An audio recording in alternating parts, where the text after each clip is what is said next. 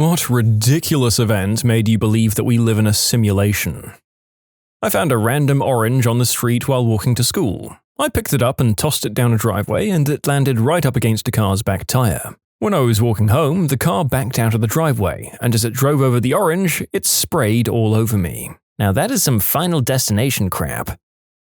I drove to the park to go running. I used my cell phone as a GPS. When I was done, I put my phone on the top of my car and spent a few minutes stretching. Then I got in my car and drove home. On the way home, driving about 35 with the window down, I took a turn, and the cell phone slid off the roof of my car and into my open window, bouncing off my arm and landing in my lap.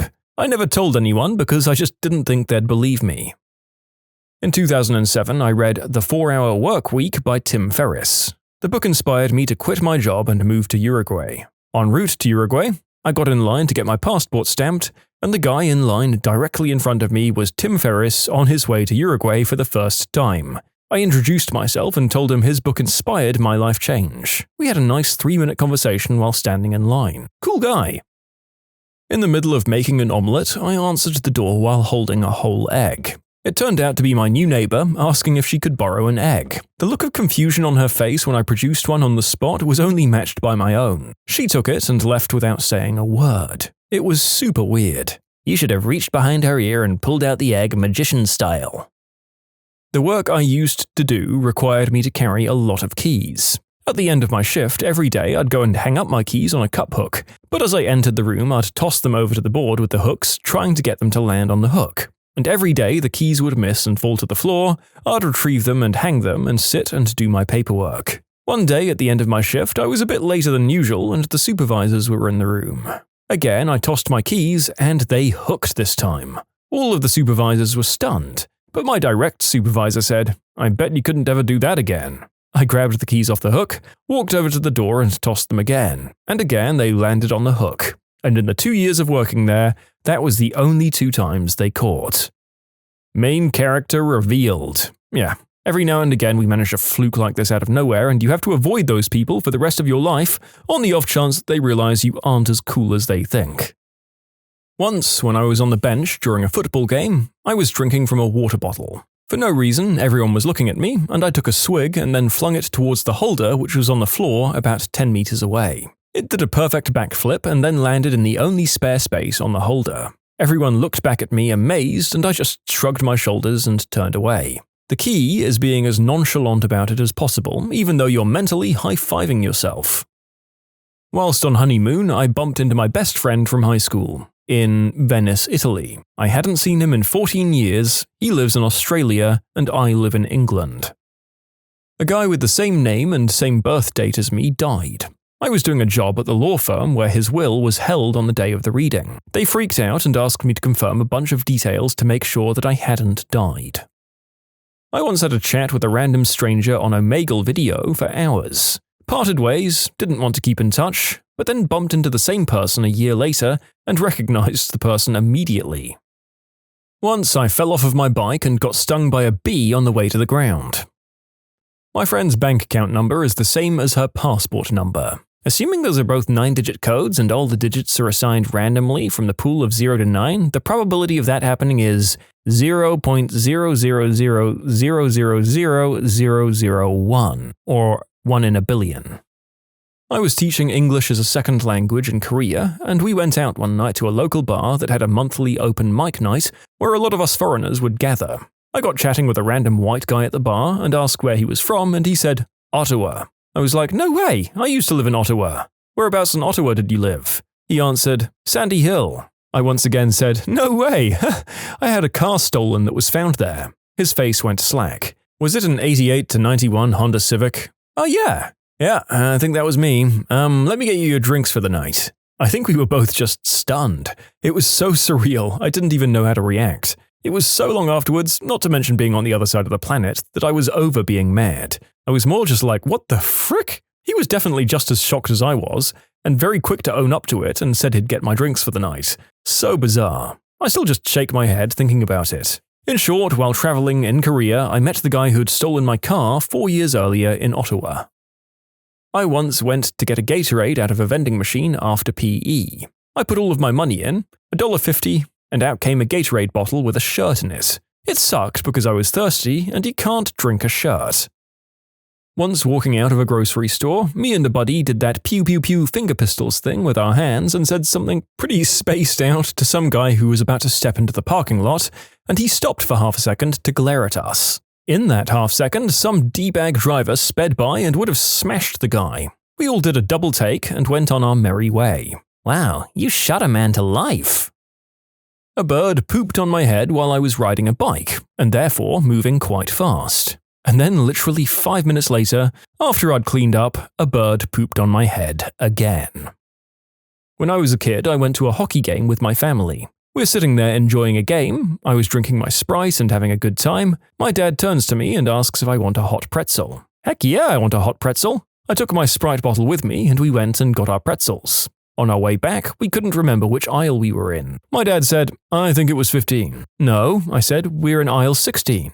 I believed it with conviction. My dad was like, okay. And we went down aisle 16. We walked down to our row and we were on the wrong side of it. I guess I was wrong. Derp. We were supposed to be in aisle 15. Instead of climbing the stairs and going around everyone else, we were those discourteous D-bags who shuffle their way across the aisle to get to the other side. I held my Sprite bottle by the neck, tight against my stomach, so I could take up less space as I sidled past people. All of a sudden, my pop bottle is gone. It's just missing. There's Sprite everywhere, I'm sticky, and the girl sitting behind me is sticky. Stuff is messy. What the frick? I look on the ground and my Sprite bottle is completely crunched in half. This was back in the days when Sprite bottles were made out of pretty tough plastic too. They didn't give a damn about the environment back then. Earlier, I'd seen people on the ice with slingshots launching balled-up t-shirts into the audience. I thought they were balls for street hockeys at the time, so I assumed I got hit by one of those. So I looked on the ice. There was nobody on the ice at all. What caught my eye was the Jumbotron. I was on the Jumbotron looking like the confused child that I was. So here's what happened. The puck was in play and somehow got shot over the protective glass and into the audience. It hit dead center into my Sprite bottle. Had I not brought the Sprite bottle with me, I would have been hit in the stomach. Had I just listened to my dad and we went down the right aisle, it would have hit the girl I was standing in front of in the face. We remained on the Jumbotron until I reached my seat. We were only a couple of rows behind the visiting team's bench, and the coach called me down afterwards. He gave me their goalie's stick, signed, and congratulated me on my great save. I still have both the stick and the Sprite bottle. The girl I was in front of ended up finding the puck underneath the seat in front of her. It was a good day for us. This is the second post after the orange one to make me think of the Final Destination in regards to the ridiculously situation-specific circumstances with a long, drawn-out setup. Luckily, neither of them ended in death, and this one even got you some cool memorabilia. My parents divorced when I was an infant. My biological father was awful to us in general and an alcoholic amongst his many other issues. So my mother chose to forgo child support in order to actually keep our location a secret. Fast forward 13 years, 15-year-old me boards a plane to California. I live in New York, and I head to a sleepaway camp for a week. At the camp, I start talking to this girl and grow instantly enamored. So the girl and I down almost all of our time together during camp. But she's also there with one of her friends. So on the fourth night, the three of us are sitting around a campfire talking, and I tell them about how I lived with my mum and why. I mentioned the last time we heard of my father, he was living somewhere out west, and that I hadn't seen him since I was a baby. I also mentioned that my mother had just recently gotten remarried to a man we'd been living with for almost 10 years, and that he had adopted me, so I took his last name. Now, this is where stuff gets weird. The girl's friend, let's call her Amanda, asks what my biological father's last name was, so I tell her, and she gets crazy pale. She asks me a ton of questions about him, like what nationality he is, like a mix of Italian, Native American, and African American. Where did he and your mother live? A small town just north of New York City, and a bunch of other very specific stuff. She starts crying and tells me that perfectly describes my father. He moved out here after his first wife left him, and he and my mum had me, got married, and then had my younger brother. I think you're my older brother. And that's how I met my half-sister, who I didn't know existed in a camp of more than 300 kids across an entire continent. In short, met my little sister, who I didn't know existed, in a sleepaway camp on the other side of the country. You can submit your own stories to be featured here on the channel. The story submission link is in the description below. And if you want to listen to some vibey music in the background, check out easymode, also linked below, and subscribe. I was sitting at the lights behind a wee black Vauxhall with a police car behind me. Next thing you know, the police are asking both of us to pull over. We had the same license plate. Turns out that both cars were registered at the same dealership on the same day. A clerical error had led to both of us getting the same plate. Months later, we were both sitting at the same traffic light and the police are there to see it. This happens in Glasgow, Scotland about 10 years ago. Plates are unique in the United Kingdom. The format at the time was LNNNLL, with L being a letter and N being a number. In short, I got pulled over by the police because my car and the car in front of me had the same license plate. Irish guy here. A few years ago, my mates and me met a bunch of girls in a bar one night whilst on a working holiday in Ocean City, Maryland. Great night had by all. Fast forward 12 months, walked into a random bar in Cairns, Australia, and yep, bumped into the exact same girls. When I was at university, I'd quite often get a taxi ride after a night out from a nice old man nicknamed Grandpa. He had Grandpa on his taxi license and had business cards with Grandpa on them. He'd always give you cheap rides and come whenever you called. Anyway, 4 years or so passed without me getting a ride from him, and I'd heard rumours he'd passed away, which was quite saddening. About a month or so ago, a couple of mates and I were waiting to get picked up by a taxi when I decided to tell them about the story of Grandpa. So eventually I finished my story and our taxi arrived, with none other than Grandpa at the wheel. I once stood on a venomous snake by accident, but escaped unhurt because I stood on its head. Once when I was surfing, I stepped on a stingray's head and very narrowly jumped before he whipped his stinger forward to hit me. I felt like Spider-Man the whole day. I do not have a very common name. One day, while reading my local newspaper, I saw a marriage announcement. A person with the same last name as my first name and a person with the same last name as my last name got married, making their marriage announcement headline my complete name. In the announcement, their wedding was scheduled for my birthday. I won tickets to see SNL the exact weekend I was going to the East Coast to visit my dad. If you don't know how SNL tickets work, you register for their raffle in August, and then they email you 2 weeks prior to the week you got selected to. You have to be 16 or older to attend the show, and that's exactly how old I turned that year. I've never felt luckier. James Franco hosted and Muse was the musical guest. Picked up the phone to call someone only to hear them talking while I dialed their number. They had called me at that exact moment. It was weird. Played a game called Guess the Card and I'll Do the Deed with You. I got it right. She winced and said, double or nothing. I got it right again. I did not get the deed done with. Oh.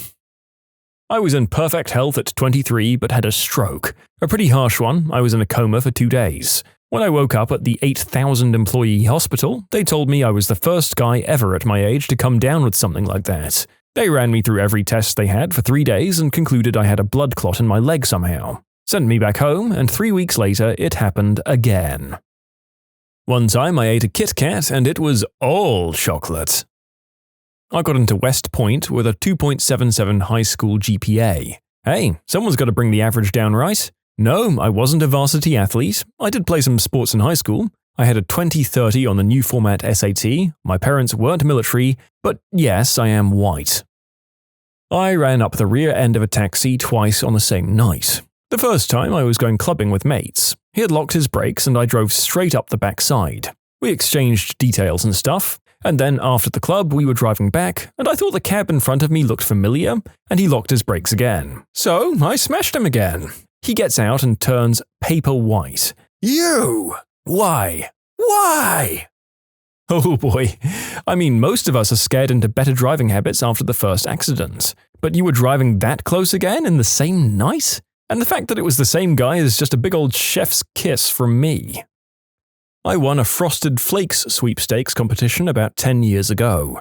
I was a kid and my mum filled out the form that was on the back of the box and sent it in, and I ended up winning an all-expenses-paid trip to California, a PlayStation 2, a crap load of money amongst other things. I always thought sweepstakes were a scam and companies never actually followed through, but it turns out there actually are winners.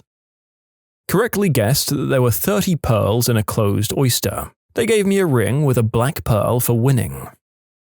I was working a wine banquet back in college on a nice sunny afternoon in a wide open field with no trees. Pretty much everyone was gone and we were wrapping up after a long day. I yawned and the only bird for miles crapped right in my mouth as he flew by, the motherfricker. That and the brain aneurysm that I had, about a 1 in 25,000 chance of surviving, but I'm still here, looking for that goddamn bird. I've been saving a bottle of X-Lax just for him. Core, motherfricker. I won second place in a shop contest for my division, despite being the only one in the division. In a game of cards, I got 2 four-of-a-kind hands in a row. There is around a 1 in 18 million chance of this occurring. I have 2 of the rarest gastrointestinal and gastrovascular diseases known to medical science called supramesenteric artery syndrome and median arcuate ligament syndrome. It's extremely rare to have one of these illnesses, but to be diagnosed with both at the exact same time is near impossible. Yay me. This didn't happen to me, but I'm a train driver here in Sydney, and one night I hit someone who was doing his artwork on a wall of a tunnel at approximately 60 km per hour. He got away without a scratch. I once went fishing as a teenager. I caught something on my line and began eagerly to reel it in, hoping to see a big old fish. To my surprise and confusion, what I found at the end of my hook was another fishing line that had somehow become snagged on my original hook. At the end of the fishing line that I'd caught on my hook, there was a hook. And on that hook, there was a big old fish. I still can't really comprehend the odds of that happening, but there it is. Someone had clearly caught this fish at an earlier time, but for whatever reason, the line had come off the rod and the fish had gotten away. It would have been less weird if that dumb idiot fish had taken my bait too, but no. I somehow caught the line that held the hook that caught the fish. Wasn't me, but my sister. She was driving to work on a highway. A semi-truck in front of her ran over a big piece of plywood that was on the road. This caused the plywood to go flying right at her vehicle, and it wedged itself under the hood of her car instead of hitting the windshield. You could recreate that event 1,000 times, and I don't think it would work out like that. She was very lucky that day. I had chickenpox, scabies, and pertussis, aka whooping cough, to which I'd been vaccinated, all before I was 10 years old. My mum blamed it on a working girl's kid at my daycare. Just to clarify, my mother never actually formally blamed her, just made a couple of jokes around my family and whatnot. My mother is perfect, shut up! A car I was in got blasted by a bolt of lightning once. It was loud and scary, but sort of cool. I asked for a match in a bar a long time ago, and 2 people from opposite sides of the room each threw a matchbook, and I grabbed them both in one grab. I threw an orange at this bully's bike as he rode away after giving us some fairly choice racial slurs and comments about our female parents. The orange bounced once, so perfectly that it dislodged his chain and the bike abruptly stopped and he was thrown off. He stood up a bloody, crying mess, but oh boy, I was a hero. And it was an orange because Florida. I spilled red paint all over my clothes and rolled around in the snow for 15 seconds, and stood up and there was literally 0 atoms of paint left on me. I actually inspected my clothes after that and couldn't even find a hue of red on the white expensive clothes. I don't even care if it's true, I just want to know what that thought process was. Oh no, I'm covered in paint, it must come off. Oh look, there's some snow. I shot a bee hovering on a tree trunk about 25 feet away and split it in half using a slingshot while my uncle was watching me try to do it. I was 6 to 8 years old. 2 things. I once met a girl on a small island in Indonesia called Gili Trawangan. It's only 2 kilometers large. 1 year later, I was at Glastonbury Music Festival in amongst 200,000 people and I physically bumped into her. Went to say sorry and realized who it was. Another time, I was sitting on the ocean, pushed my hands into the sand below me, and when I pulled my hand out, I had a ring on my finger. A few years back, I was reading the Aragon series on vacation and I finished book 2. I really wanted to get the next one, but I was in a proper tourist trap that mostly sold towels and beach balls. Still, I went down to one of the shops, and next to the postcards and pamphlets was a single copy of Book 3. I still can't believe it. I once got 2 fortune cookies, the first had no fortune, and the second had 2 in it. My dad was retiring and clearing everything out of his office as he was closing his practice. His favorite picture of my stepmom needed to be removed from the frame so he could have it digitized. Having been in the frame so long, it was sticking to the glass. When the picture finally came off it, it slipped, fell from however high a 6'3" man would be holding everything to remove it, and fell perfectly into the slit of the shredder, which was on automatic on, and shredded the picture as my dad stood there in stunned silence, unable to comprehend the event that had just taken place, and emotional loss of the photograph. What made a job candidate go from your best to your worst choice? Hiring a developer, I asked details about the languages he had on his resume. Oh, I don't actually know any of those, I put it on there to get an interview. The languages were obscure and had already passed the interview, and I was just genuinely curious how he had run into them. I walked him out immediately. He didn't get the job. I asked the applicant about their strengths, and they spoke about how result-focused they were. Going well so far, and then they started sharing examples of unethical things they did to get the job done, like bribing customers, sharing misleading information. Clearly, that was the end of that interview. My friend was doing first-round interviews and screening for a role when a guy from a dating app who had pumped, dumped, and ghosted just a few weeks earlier walked in from reception. Turns out he was using a fake name on his profile. She described it as an Abe Simpson moment where he walked through the door, had a sudden realization, did a 180 straight out the door without saying a single word. Well, at least he recognized her. It would be even worse if he had completely forgotten who she was. When I was becoming an assistant manager, I had to sit in on an interview. My boss took a look at the guy's resume and went into the usual line of questioning. At one point, he asked why the interviewee had left his previous job. The interviewee said he'd quit. My boss then asked another series of questions which eventually caused this guy to slip up and say that he hadn't quit but rather he had been asked to leave. The interviewee got up and left once he realized he'd been caught in a lie. After he was gone, my boss turned to me and said something like, "You know, I saw the felony and alternative school and really wanted to give him a chance. He was doing fine until I caught him lying."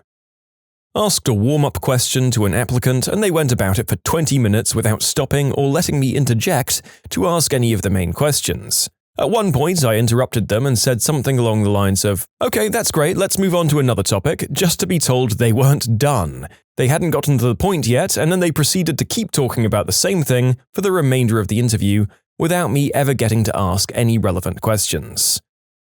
Ah yes, that valued skill that we all look out for in our hires, ignoring directives from above and steamrolling management when they try to put you back on task. I didn't think it was possible to try and filibuster in a job interview, but there you go. The candidate went on a 5-minute rant about his parents and how much he hated them. Not sure what set him off on that one, but crazy is not a good look. Good move. We had a guy in his 40s that we hired tell the room that he was going home to kill his parents because they decreased his allowance to $1,500 a month on top of paying his living expenses. The boss called the cops, the guy got pretty unruly, and the cops used their tasers. One day we were all talking about Walmart and this same guy asked what we were talking about. We thought he missed what store we were discussing, but it turns out he had no idea what a Walmart was. His parents were both successful surgeons or something like that, so he grew up extremely rich and didn't know about places like Walmart existing. I had an applicant tell me during the interview that her mother was outside and if she could now bring her mother in to chat some more. This applicant was interviewing for her first employment as a full medical doctor. I was going to mention something similar. I used to work at a place that was a bit far away and hard to find with little options for public transport. We were hiring for an entry-level position, so it wasn't rare that someone would show up with their mum or dad that drove them there for the interview and, having nowhere else to go, they'd be in the waiting room. That's understandable. One mum, though, did the speaking to the secretary herself, as in, "This is my daughter, we have an interview here today," and tried to enter the interview room herself and seemed annoyed that we asked her to wait outside. The girl herself wasn't bad, but since we had good options, we decided to go with someone a tad more independent. He spat into his hand and held it out for me to shake. What a rookie. He should know you're supposed to cut your palms and give a blood shake. We were interviewing for a comic shop sales position. This guy was going great. He has the vibe we like and he seems to really know his stuff. Then bam, he goes on a tangent about human puppas, puppy play, and the variations it can take. I'm not one to kink shame, but damn if that wasn't unprovoked. The panel asked him, "So, you put Industry 4.0 on your CV, so you have some knowledge about it." Yes, I do. "How do you think it could be applied here?" Cue 15 seconds of stupid face from the interviewee. So we ask again, "Where or how do you think it could be applied?" The interviewee starts spouting off some stuff about using CAD as if it was some amazing new thing. If you're going to put bullcrap on your CV, at least make sure you know something about the topic, like what it is for a start. I did some interviews for the help desk I worked at many years ago. It was some light technical questions followed by troubleshooting scenarios where you'd just walk us through how you'd solve a problem. One of the technical questions was, give an example of a browser plugin. The candidate proceeded to explain that a browser plugin was something you plugged into your computer to either sit on the monitor, like a webcam, or help you with your browsing, like a mouse and keyboard. They also missed all of the other questions we asked. On the plus side, they were very confident in the answers they gave us. I'm a young female software engineer, and I was interviewing this old-school 90s movie-type programmer guy who knew COBOL really well. I usually ask a tough algorithms problem, and I didn't really expect him to do well, but I was preparing to make the argument that he has so much real-world experience and could add some diversity to our collective skill sets and culture, so we should consider hiring him anyway. I start with an easy version of the problem, and it's fine, he doesn't do great, but I expected that. Then I start explaining the harder version of the problem, but before I could finish, he says the problems are exactly the same. I'm a bit taken aback, but I try to explain how the problem is different, and then he just starts yelling at me as to why he thinks the problem is the same. I sat down from the whiteboard and processed what had just happened in silence for a few minutes. If I felt I had the authority to end it there, I would have, but I didn't, so I attempted to continue. I work up the courage to start speaking again to try to help him, and as soon as the first sound comes out of my mouth, he immediately starts aggressively talking over me more of why he thinks the problem is the same and asks in a very patronizing tone if I understand what he's saying. My boss gave me the authority to just end interviews in the future if they're being a jerk. The guy I interviewed was checking out my wife and asked whether she was single.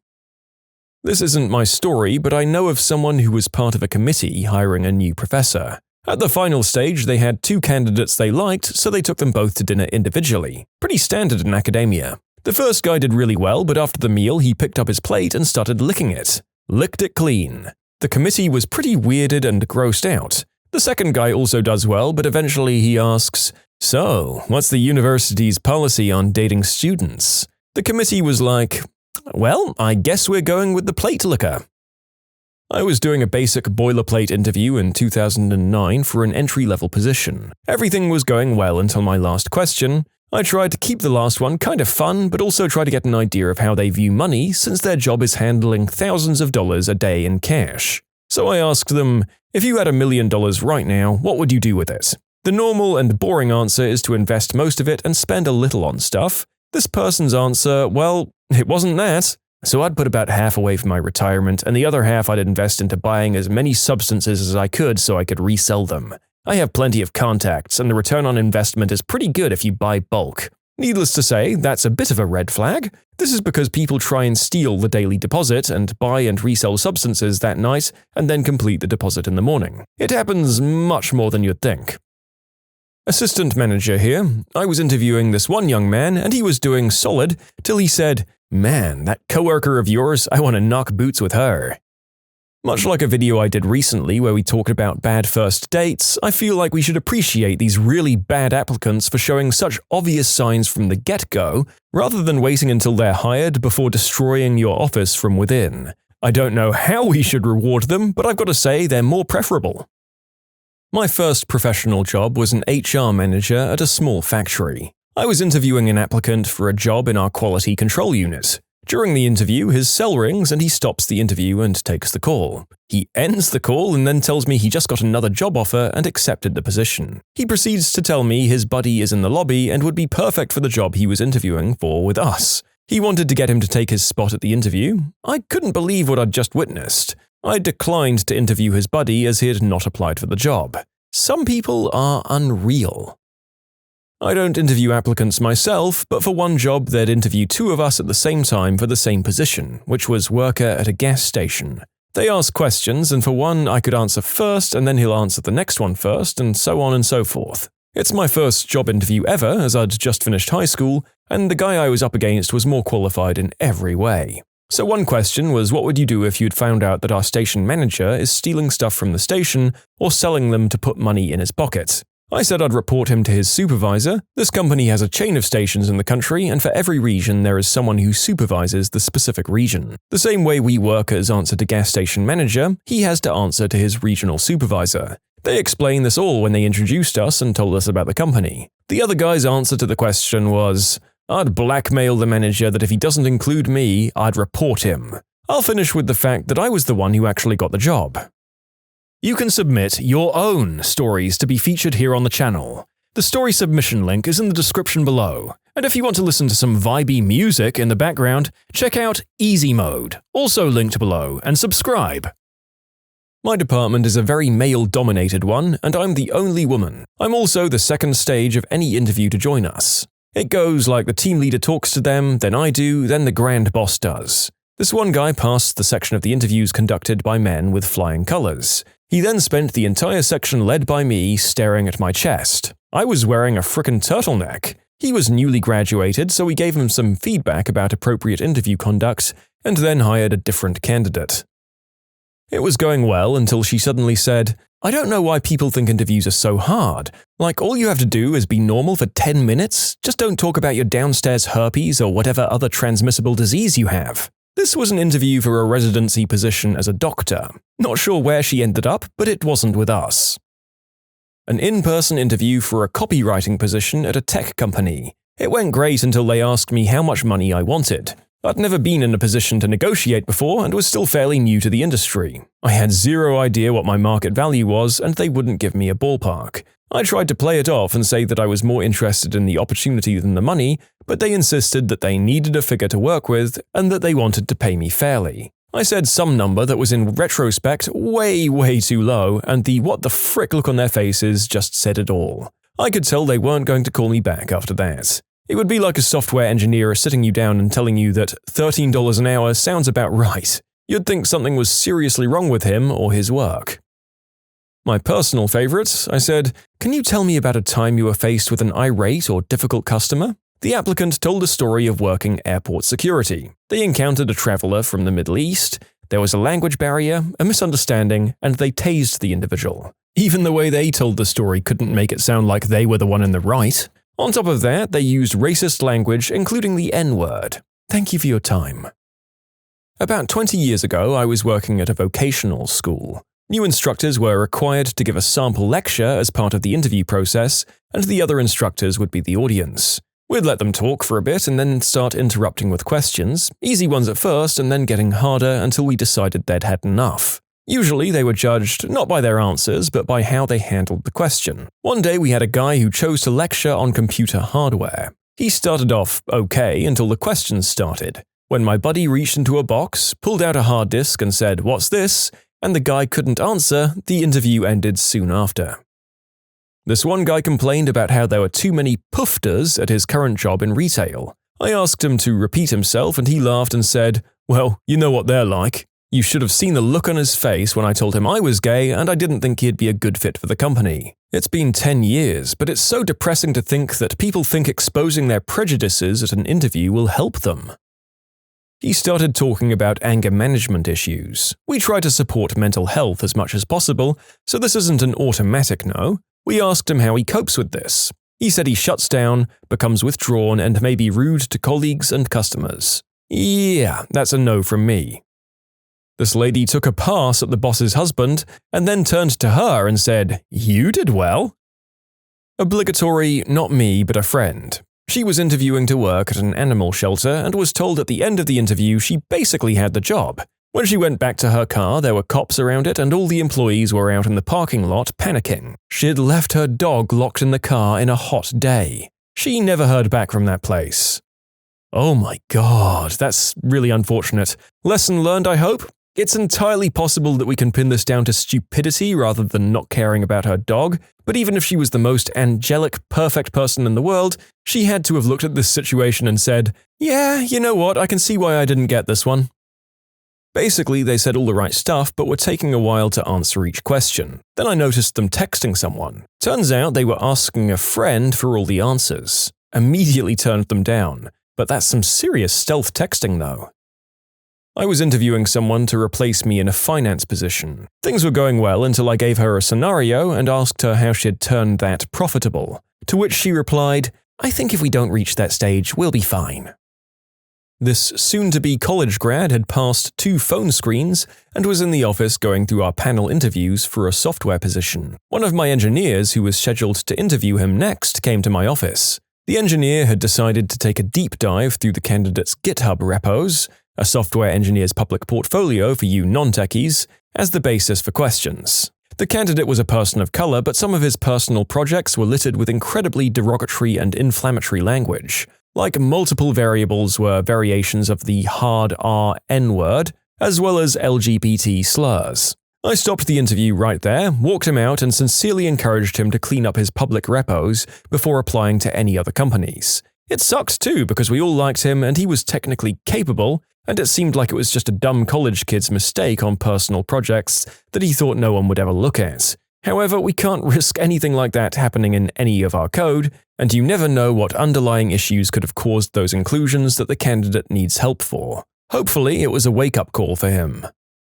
Hiring for a writer position in legal marketing, looking at law students who usually jump at the opportunity because it's remote, pays well for a student, and can be done on their own schedule. One candidate had some pretty decent experience in the field we were looking at, not a bad personality it seemed, and took a funny question in stride. Then, when he was asked about his writing experience, stated, "I'm not really a strong writer, I don't really like it." This was for a writer position. Doesn't like writing. Isn't good at writing. She seemed nice, and then she said, "One of my references is going to say really nice things about me, you'll see. She's my best friend, my high school guidance therapist." This lady was 24. Then she claimed she'd need a month off for her honeymoon. He hadn't proposed yet, but she's gone over to his house on the first date, so it's getting serious quickly. We respectfully didn't hire her. There was this one guy I liked, but my boss didn't. I would have hired him though. He said he was lazy, probably more lazy than anyone they'd ever met. But he was also driven and a bit of an expert in his area. This means, in his words, that he'll always find a way to do a task faster and with less effort, but with better results.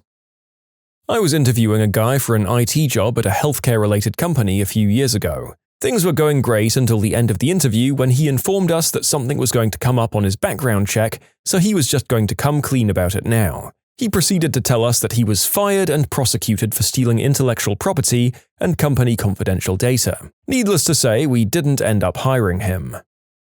Application was really good, phone interview was going well, open availability and eager to start. We used to ask, "Can you pass a substance test and a background check?" It's not a question we ask anymore, but one applicant back in the day responded with, "Due to some questionable life choices over the weekend, I won't be able to pass either for the foreseeable future." This phone interview happened on a Wednesday.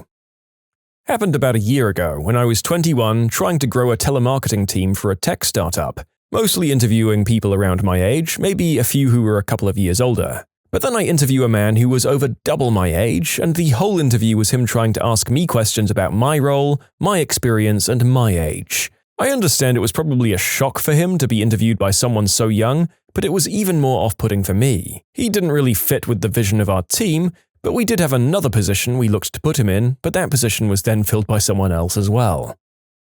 I interviewed for a job and it went well. Well, up to the point where I asked about the hours. The interviewer said that they started at 8:30, but most people were in the office by 8. He tried to make out that this was a good thing as they had a committed team.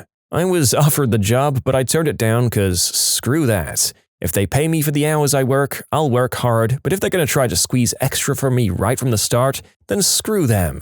Every retail job I had as a teenager was like this. Work starts at 5, but you have to be there by 4:30 so you can be on the floor at 4:45. But don't clock in until 5. Don't stand around waiting to clock in either. You have to be working. Work ends at 11 p.m., but you have to sit there for no reason until the cashiers cash out, and we all leave as a group for no reason. It takes about an hour. I didn't stay there long. I tell every young person I know to tell the boss they won't be taken advantage of like that and to quit on the spot. Learn to stand up to that crap when you're a kid and you can afford to quit.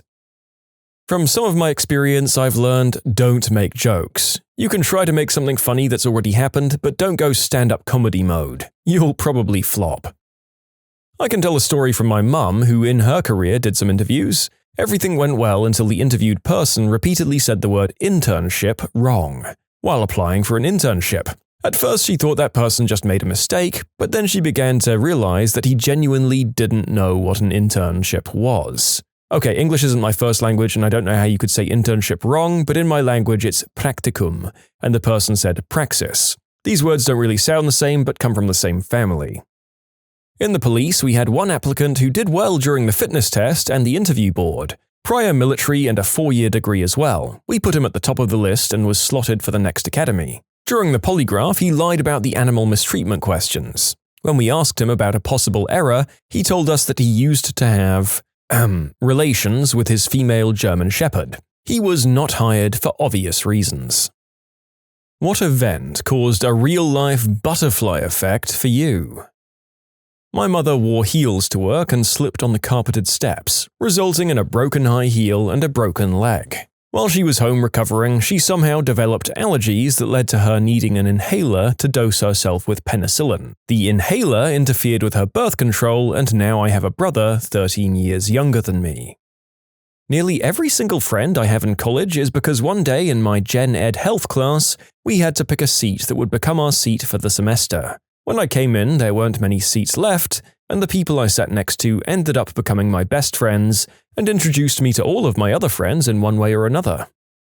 I'm alive because my aunt was born. My grandfather was conscripted into the Romanian army as a medic, and his unit was one of the many acting as a defensive barrier covering the German supply lines to Stalingrad. My aunt was born and he was called back to Bucharest from the front. While he was on leave, the Russians launched Operation Uranus, which decimated the Axis forces. He received word that his unit had been completely destroyed. He was never reassigned, and in 1948, my mother was born. I'm also alive because a bunch of Romanian cows got sick. My other grandfather was a pharmacist, back when that meant actually making medicines, and he was also Jewish. The town he lived in was largely agrarian, and their cow herds came down with some illness that was killing them. He whipped up something that cured them. The townspeople were very grateful to him. So grateful that when the chief of police heard that the Germans were coming to town to take inventory of who lived there, he came to my grandfather's house with some train tickets for him and his wife. They escaped the Third Reich and never got caught. My father was born at the end of 1945. Actually, you know what? I guess this is the opposite of the butterfly effect. Rather than one small action blowing up into a much more important chain of events, two hugely improbable events eventually led to my birth and obviously my extended family as well. And now, well, I work running ads on the internet.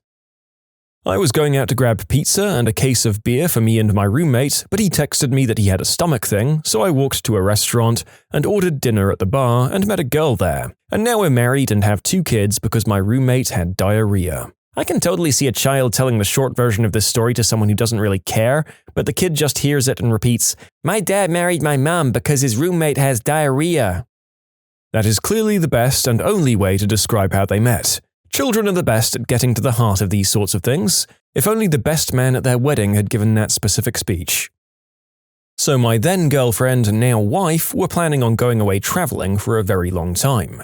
Several years, in fact. The night before we left, I was just packing my things, and at the last minute I decided to include some camera stuff. I had an SLR that I didn't really use too much. I very nearly didn't bring it because it was big and space was at a premium. While we were away, one of the things that we did was work in a wildlife rehab center. At the time we were there, it was very quiet, very few baby kangaroos to look after. But we had to be ready as that could change in an instant. Like, in one day, 3 could come in and boom, full-time job. I used my spare time to really get to grips with the camera and learn about photography in general. Now, I'm a wildlife cameraman. Had I decided to leave my camera, I'd never be doing what I'm doing, which is sitting in a freezing cold shed for hours at a time, waiting for some animals to do something that they're not doing. High school. I didn't get into the advanced placement history class I wanted, changed up my schedule, including a different gym class without everyone I knew. I was heartbroken. I really wanted to teach, and without an AP class senior year, I was screwed. I made a new friend in gym class who was wearing a volunteer firefighter shirt. He had just joined. Seemed interesting and he invited me to check it out. They paid for me to get my EMT. I fell in love with healthcare. Fast forward quite a bit and I'm an ER nurse and precept students and new nurses, teaching them how to survive in the ER. I also do public outreach and injury prevention, and I love it. I'm glad I missed out on my AP history class. If my biological mum hadn't asked her parents to watch me for a couple of hours and then left town, I wouldn't have had the incredible and privileged life that I was given through adoption. My younger half-brothers were raised by our biological mum and they're a total frickin' mess. I'm more of a mum to them than their actual mum, and I would have been an absolute wreck as well if she'd kept me. Instead, I was given an amazing private education, all the sports and musical adventures, and most importantly, a healthy, loving home with two parents who taught me that just because you share blood doesn't mean you share love, and just because you didn't give birth to a child doesn't mean you can't be their parent.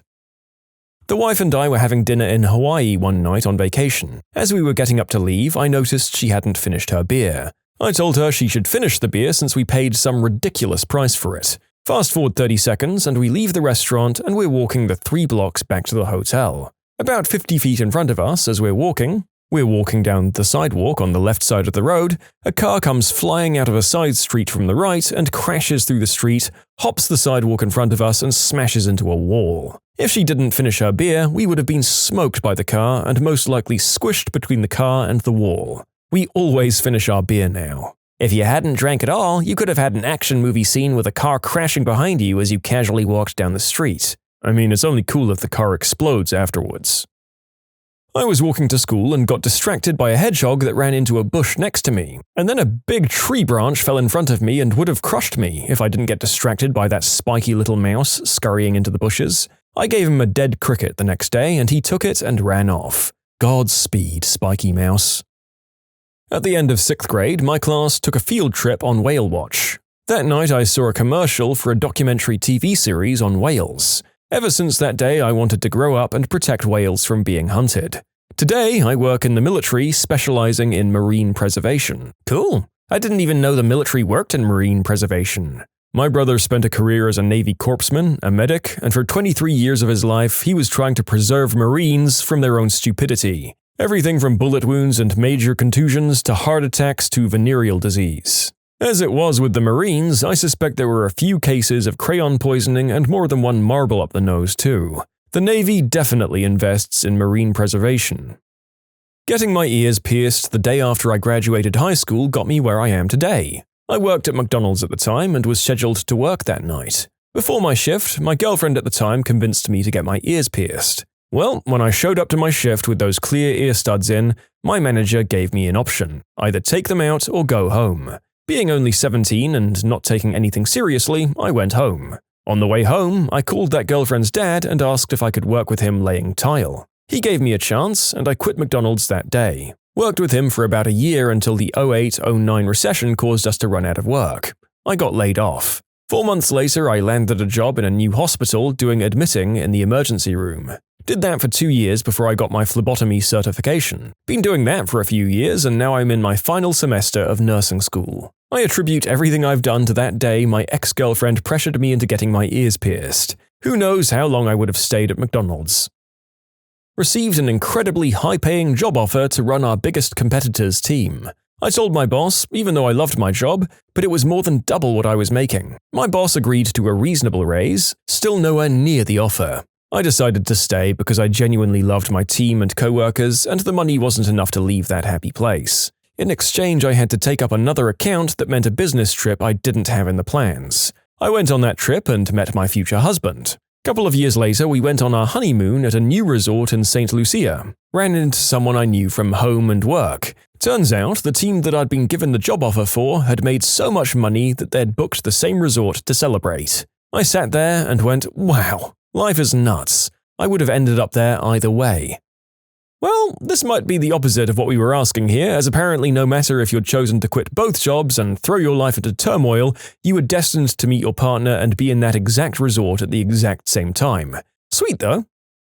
In short, I was just out of high school and new in town with no job. I was living off what savings I had left, and my account went below zero without me knowing. I was overdraft charged like 10 times and I owed $300. I went down to the bank and spoke with a teller, and she ended up being a lifesaver. She worked with me and got all the charges removed. On top of getting the charges removed, we got to talking about my situation, and she said that her son worked at a local restaurant and she had helped me get a job. She was a woman of her word, and by the end of the week I was working full-time. Fast forward, I met a cool dude who worked there, we became friends. I introduced him to my sister, they fell in love, got married, and had 2 kids. His best friend came into town for the wedding, and I introduced him to my roommate at the time. They fell in love, got married, and had 2 babies. I also got my best friend a job at the restaurant where he met a girl working there. They fell in love, got married, and had a kid. Right before I left, I got my roommate a job at the restaurant where he met a customer, fell in love, got married, and had a kid. As a bonus, my best friend, who I helped get the job, repaid the favor and got me a job at a different restaurant where I met a girl, fell in love, and got married. In short, I overdrafted and caused 5 marriages and 6 babies. You can submit your own stories to be featured here on the channel. The story submission link is in the description below. And if you want to listen to some vibey music in the background, check out easymode, also linked below, and subscribe. Went to a soccer match on a Thursday night in August 2010, after years of turning down invites from multiple groups of friends. But this time it was for someone's birthday and they gave me a ticket, so I said, what the hell, okay. I fell in love with my local team. I'd watched soccer in high school and college and of course the World Cup, but this was different. I rekindled friendships from years before through our mutual support of said team. Made new friends, experienced new things because of friends and the team, drank more than I usually did. In January 2016, I got laid off from a job I'd grown to hate after 8 years and a lot of rounds of layabouts, just waiting for my number to be called. That March, I was getting antsy and bored at home because I was trying to save money while still looking for work, and decided to get off my couch and go to an off-season supporters group meeting, which I usually don't like to do because I'm not good at social skills, and if I hadn't been unemployed, I know I wouldn't have gone. But that night I met the woman I instantly knew I was going to fall in love with. I got a new job, quit drinking, finally went on a date with her 6 months after meeting her, figured out I hated the new job, quit said job, moved to her city 35 minutes south in 2017, and have been working odd jobs part-time and doing gig economy stuff. I moved in 6 months later. We had a puppy magically fall into our lives within 3 days of just talking about maybe getting a dog, and it's my first dog ever and I'm so happy about it. Got engaged, got married in December, and I'm so happy. We also just got a kitten. I don't know if this counts, but during the Sri Lankan Civil War, my dad and his family were chased out of their home and were forced to seek shelter at his cousin's house a couple of towns over. His cousins only had one neighbor, and that neighbor was my mum and her family. They used to meet up at the fence dividing their lawns and talk for months. One of the pictures from their wedding was them at that fence. When I was 18, I had a girlfriend, and her older brother owned a small company. He said to me, "You know, I think you'd be pretty good at this job. I'm 34 now and have a legitimate career that I love because I dated a girl for a bit. I also had a cat for the better part of that time period because of the girlfriend. I'm a cat person now." This happened 2 days ago. It was early in the morning, and as I was about to leave for work, my mum reminded me that I forgot my water bottle on the table while I was walking out. For whatever reason, I decided to go back, leave my backpack in the car, and then walk back into the house for the water bottle. Well, that took about maybe 10 seconds total. It started to rain heavily on my way to work, and I couldn't see very well. But I noticed the brake lights of the cars ahead stopping suddenly and some moving off onto the shoulder, and decided to slow down and put the hazard lights on for the people behind to slow down.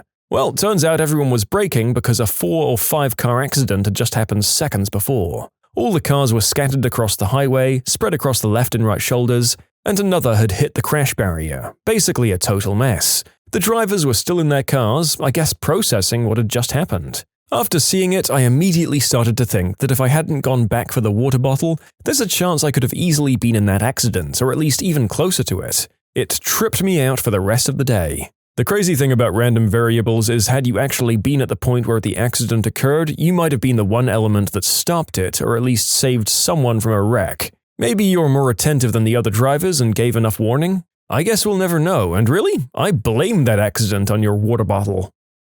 Almost everything that's happened in my life for the past 8 years is a direct result of me literally flipping a coin to decide between 2 colleges. I play the sport I do, have the friends I do, and am dating the person I am, and very nearly every other aspect of my life because a nickel landed on heads. Alright there, Harvey Dent. I should say to everyone watching, please don't make every choice in your life based on random chance. Only resort to it like this if the 2 colleges are completely, absolutely equally appealing to you. Then, after the proper research and forethought, why the heck not flip a coin, I guess. I procrastinated one day in high school by watching a foreign musical on YouTube. I ended up trying to learn the lyrics and eventually the language. That led to me discovering the field of linguistics, which I'm now majoring in. I don't know what I'd be doing now had I actually started doing my homework that day instead.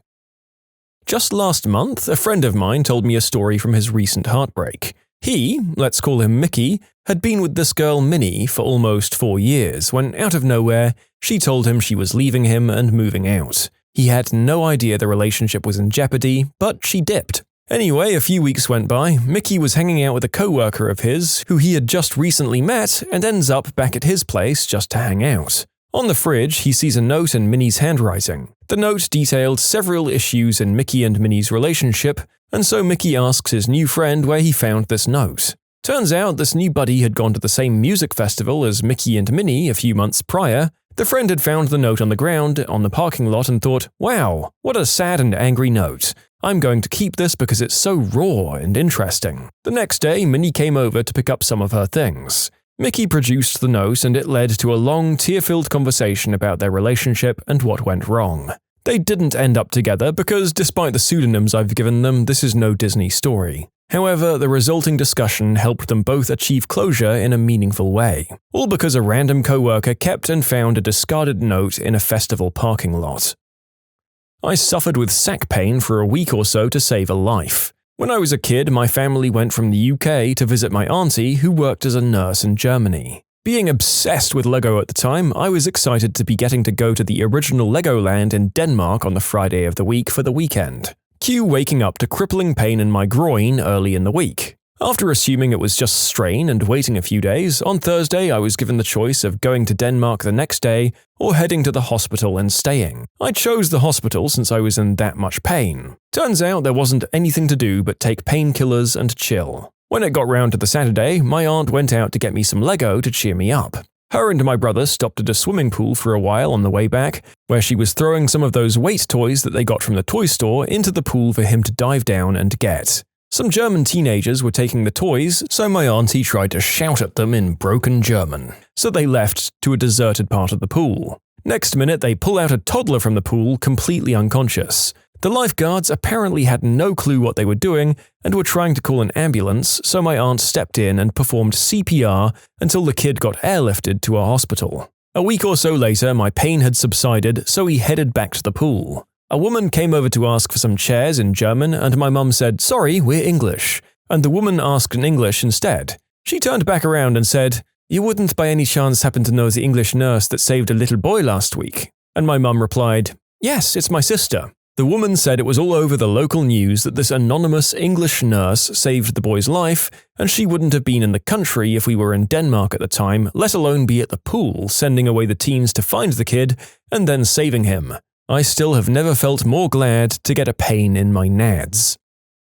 When I was at college, I had this buddy who I used to give a ride to and from campus each day because we lived a couple of streets apart. One morning, I got Goldfinger, the ska band, not the Bond movie, playing on my CD player in my car. He had never heard them before, really dug it, and asked me about them. It was the day before Easter break, and he was all like, "Cool, I'll check them out." Cut to 2 weeks later, he's telling me how he's bought all their records, got his long-distance girlfriend into them when he visited her, and has basically listened to nothing but them since we spoke about it. I felt good for helping a buddy discover his new favorite band, but thought nothing more of it. That summer, me and this dude have a falling out. Long story, but the short of it is that he screwed me out of nearly £1,000, and a bit later I stopped seeing him around. After a while, a mutual friend told me he'd dropped out and moved away. The next summer, a friend of mine asks me if I want a ticket to see Real Big Fish that evening. His sister was supposed to go, but is really sick and can't. I say, sure, and tag along. We get there and it turns out the support band is Goldfinger, which is pretty cool. So we're standing there, having a beer in between bands, and I clumsily knock some girl who's walking past's drink out of her hand. I turn and apologize and offer to buy her a replacement. While we're waiting at the bar, we get to talking and we're getting on pretty well. Me and my friend end up hanging out with her and her sisters the whole night, having a great time, and me and this girl end up exchanging numbers. Cut forward again a couple of years, me and said girl have been together basically since that night. We're moving in together and it's going really great. The night we move in together, we're sitting amongst all of our boxes of crap on the only seats that are unpacked, and I say something like, "Imagine if I hadn't taken my friend's offer to go to that Real Big Fish show that night. We'd have never met." She's then like, Not only that, imagine if you hadn't bumped into me and we hadn't got to talking. Our original plan that night was to leave after Goldfinger played, as they were the only band we were bothered about seeing. I commented something about how I really liked them or something, I forget what, and then I asked how she got into them. I'm paraphrasing, but the long and short of it was, oh, my sister got me into them. Her D-bag ex-boyfriend got her into them. They were long distance while she studied in the US. They used to go to shows together when he would visit. He's actually from round here, I think. Yep. Same dude that I used to give rides to. Bonus butterfly effect, my buddy who was with me at that show actually ended up marrying the sister in question last year. In short, managed to set myself and a buddy up with serious relationships just by introducing some random dude who I used to give a ride to school to a band that I liked. Alright, service workers, when did you get to experience your very own, "Sir, this is a Wendy's" moment? This is really weird that this became a meme, because I swear this is true. In about 95, I was driving from New England to Florida for a college spring break trip. Somewhere in South Carolina, we stopped at a Wendy's. Near the hallway to the bathrooms, they had a big map of South Carolina, and I said to a person, "Can you tell me where we are?" I was pretty clearly indicating the map. The lady said, honey, you're in a Wendy's." I was like, "Thanks, okay, so, no Big Macs then." One time, this older guy rushes up to order and slams a coupon on the counter saying, "I want this." I pick it up. It has menu items for KFC. I ask him, "What exactly would you like to order?" He instantly gets disgruntled with me for not reading his gosh darn mind and shakes his finger at the coupon and said, "Well, whatever's on the coupon, obviously," in a condescending tone. I just look at him for a minute and say, word for word, "Sir, this is McDonald's. I don't know what you want me to do with this KFC coupon." He looks at me dumbfounded. Then he looks behind me at the menu and around the store and yells, "Ah, crap!" Like this isn't his first time walking into the wrong establishment. He then grabbed the coupon and stormed off. "So, you don't have tables?" "No. I'll just have the general chicken. This is Pizza Hut." "Fine, just a few egg rolls." "How about a pizza?" "Why would I order pizza at a Chinese restaurant?" "You know what? You're right, that would be stupid." I worked at a liquor store a few years back. One day, a man walks in and puts 2 bottles of whiskey down, and as I'm scanning the bottles, I make the usual small talk. "So, how's your night going?" The man took a deep breath, looked me in the eyes, and said, "Well, I just walked in on my 14-year-old son completely undressed, video chatting with a fricking middle-aged man, so it could be a lot better." I didn't really know what to say to that, so I told him, "Oh, that's not good. Enjoy your drinks." You know what, I wouldn't know what to say about that either. I think your average server is pretty accustomed to giving completely neutral non-answers to awkward things we become privy to. Take your min-wage job badge and wear it proudly, my friend. Also, that man had a valid reason to need a drink. Dude came to drive through. I opened the window. "Sir, how can I help you?" "I'm out of checks," he replies calmly. "I'm not sure I follow you," I say. "I'm out of checks," he says, again, more impatiently. "Right, I heard you, but I don't know what you want me to do about that. You can pay with cash or card too?" The guy gives me a weird look and says, "Oh, this ain't the bank," and pulls out away from the window. I'm a pharmacist. You know, I think someone at that drive-thru is dealing. More likely this is a passphrase. There was a guy dealing out of the McDonald's near where I used to work, and you had to order some weird combination of things to get your substances. I used to work at Target, and they hired a new girl who had previously worked at Walmart to work the fitting rooms and, by default, the intercom system. A few days after she started, she was about to make an announcement over the intercom, and I guess habit took over because she started the announcement with, "Attention Walmart shoppers." She realized her mistake and made a good recovery with, "You are in the wrong store." Haha, I frickin' relate to this crap. 3 years at Chipotle, and then I started selling boats at Base Pro. My first call was, "Thank you for calling Brodemore Chipotle. You can't buy a boat there, but this is Base Pro, so you're good. What can I do for you on my first day here?" Facepalm. I was working at Brahms, and this guy went on a whole rant about how Queen and all the bands from the 70s and 80s are working with the government to erase memories, all because he heard a lyric wrong. Y'all wouldn't believe the amount of disappointed rich people who come to Panda Express and find out we aren't serving authentic Chinese food. Once a well-traveled rich woman came into Panda Express and stood at the buffet line for about 10 minutes critiquing our mistakes and explaining how Chinese cuisine doesn't actually have fried wontons with cream cheese filling. Mom, we just fry what came in the bag from a warehouse in California. I was a hostess at Carrabba's. I answered the phone and a woman asked if we were located at such and such intersection. I told her no and gave her the correct directions. She insisted that I was wrong and that we were located at such and such. I told her that I think she has us confused with another Italian restaurant chain, Johnny Carino's. She still disagreed and tried to argue. I finally basically said that I'm standing in the building that I work in 5 days a week. I'm pretty sure I know the location of my physical body, and I hung up. I worked at a pizza place and I got a complaint that we delivered sushi. It was a pepperoni pizza, but he couldn't be convinced. I worked at a Chipotle for 4 years and got some pretty interesting requests, but I'll never forget the time someone ordered soup. Chipotle doesn't have soup. I promptly reminded her that this was a Chipotle, but she insisted we could do it. So we made her soup at Chipotle. It was the grossest concoction of bean juice, sofritas, mild, medium, and hot salsa, and sour cream. She was stoked. I used to work at Taco Bell as a drive-thru guy. I just took people's orders, took their money, and gave them their crap, basically. So there's the usual script you have to follow when a customer pulls up. Hi, welcome to Taco Bell. How are you? And 90% of them say, good, could I get a… and carry on with their order. The kind 10% of people say, good, how are you? And you'd basically say something like, pretty good, thanks for asking. What can I get for you today? Well, one time I got an outlier. I asked, hi, how are you? And defying all convention, this man on the other end, in a country accent, responded sadly, oh, we're not doing too well. It wasn't in a dignified way either. The guy sounded legit upset about something. I was just bewildered.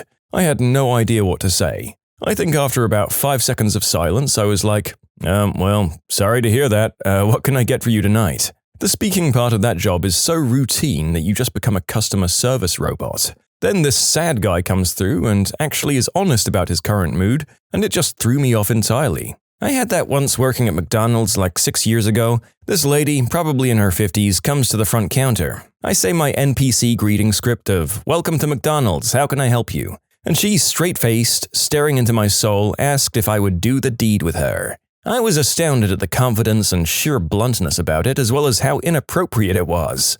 I stammered out something about me being 16 and that's illegal. She then got all sad-faced and started on about a divorce and she was having a rough time with it. I managed to chime in, how about a nice burger for some comfort food? And she ordered one. I never saw her again, thankfully.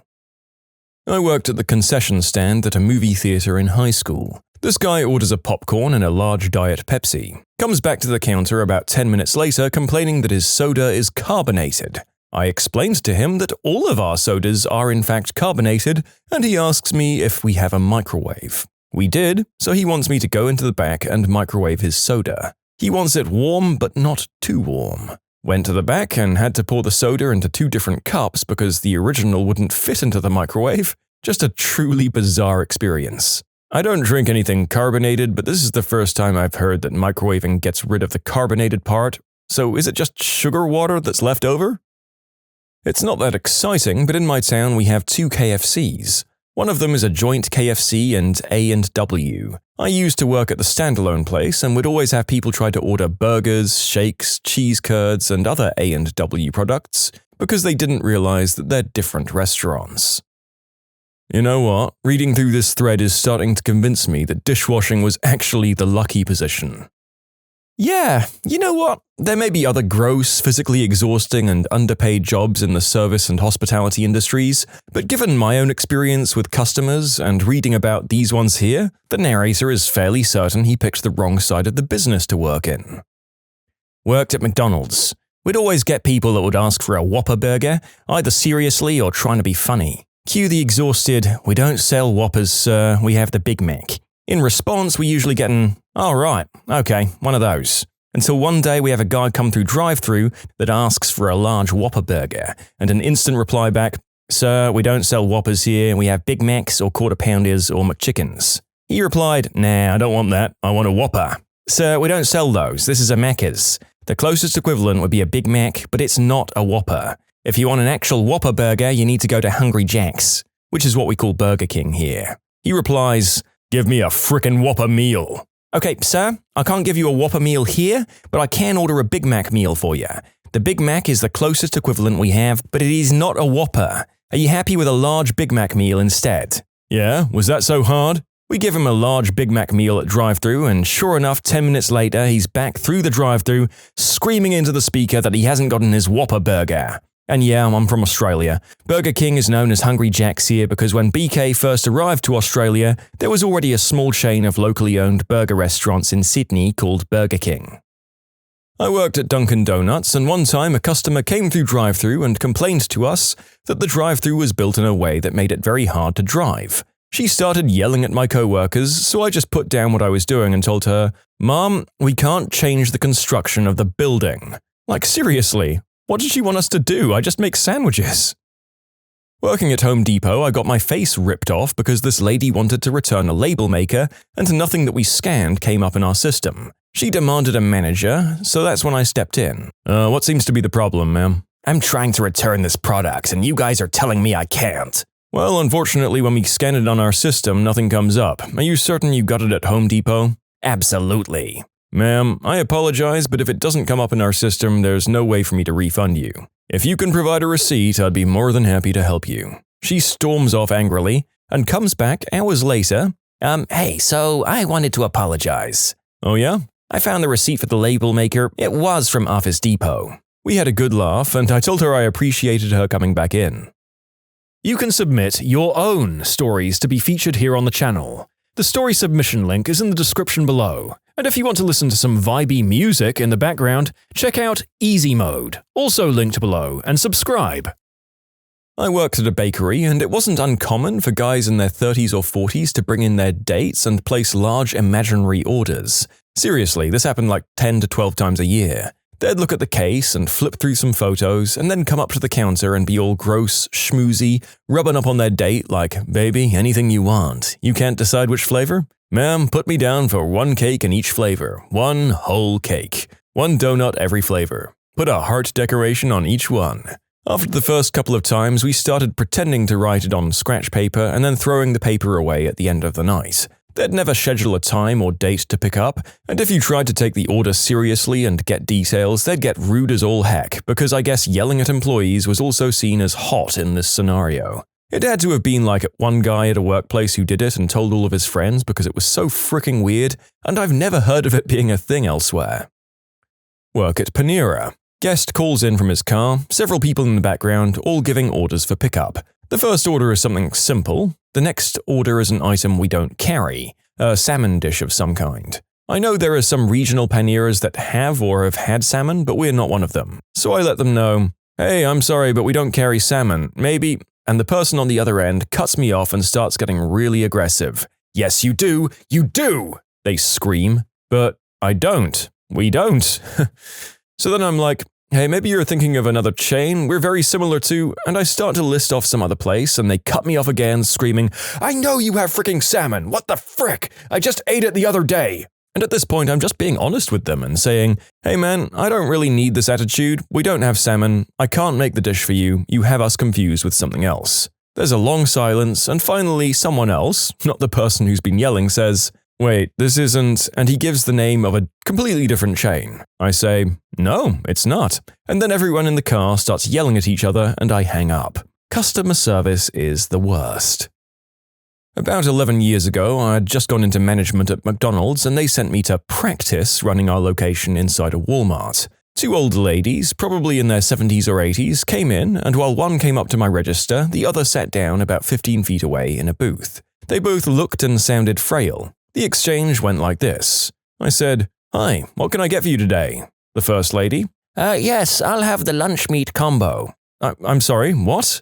"The lunch meat combo." "I'm sorry, we don't have that here." "Oh, well, what do you have?" "Well, we have burgers, fish, chicken." "Wait, what is this place?" It's a McDonald's." The first lady turns to look at her friend and literally yells, "They don't have the lunch meat combo here." The other lady, sitting 15 feet away, "What?" "I said they don't have the lunch meat combo." "What do they have?" "It's McDonald's." What? McDonald's! Where are we? Lady 1 looks at me. Just give us a couple of minutes, dear. I say, no problem, take your time. At that point, I had to step away because the interaction reminded me so much of the SpongeBob episode with the two older ladies and the chocolate bars that I was about to die laughing. So I had someone else take over the register and told them to promo their meals because they made my day. This is wild. At least they seemed nicer than about 90% of the other stories we're reading in here too. And now I have to go watch this episode of SpongeBob to give me some context. Worked at Chick-fil-A for too many gosh-awful years. A guy walks in looking at his phone and says, "I'd like the fish sandwich combo." Cue confused blinking on my part, and then I finally asked, "What was that?" The guy looks up from his phone, sighs, and said, "I want the fish sandwich." I say, "Sir, this is Chick-fil-A. Literally all we have is chicken." He finally looked up at the menu behind me, then around the restaurant, completely bewildered, turned around and walked out. I don't even know how he drove there, parked, and walked in without noticing where he was. Worked at a small roadside produce place. My boss had a few different stalls, so I was often left to run the stall myself. I remember this lady walked up.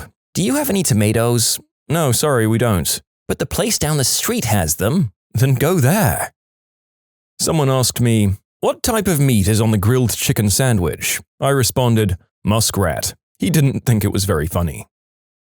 My family runs concessions trailers at fairs. Lots of great stories, but this one always sticks out. We have a giant 16-bay steam table directly in front of the serving counter. It's old and some pans don't sit quite right, so there's always a bit of steam leaking out. Our trailer is built around one item, pierogies, and the trailer is even called that. All the signs advertise pierogies in big letters. So one day it's like 90 degrees out and sweat is just running off all of us. We're packed, the line is running down the street, and we're 8 servers deep at the window. Customer comes up to the window after standing in line for probably about 15 minutes, sees us with soaked shirts and headbands, steam pouring out of the trailer, and they ask, "What flavor ice cream do you have?"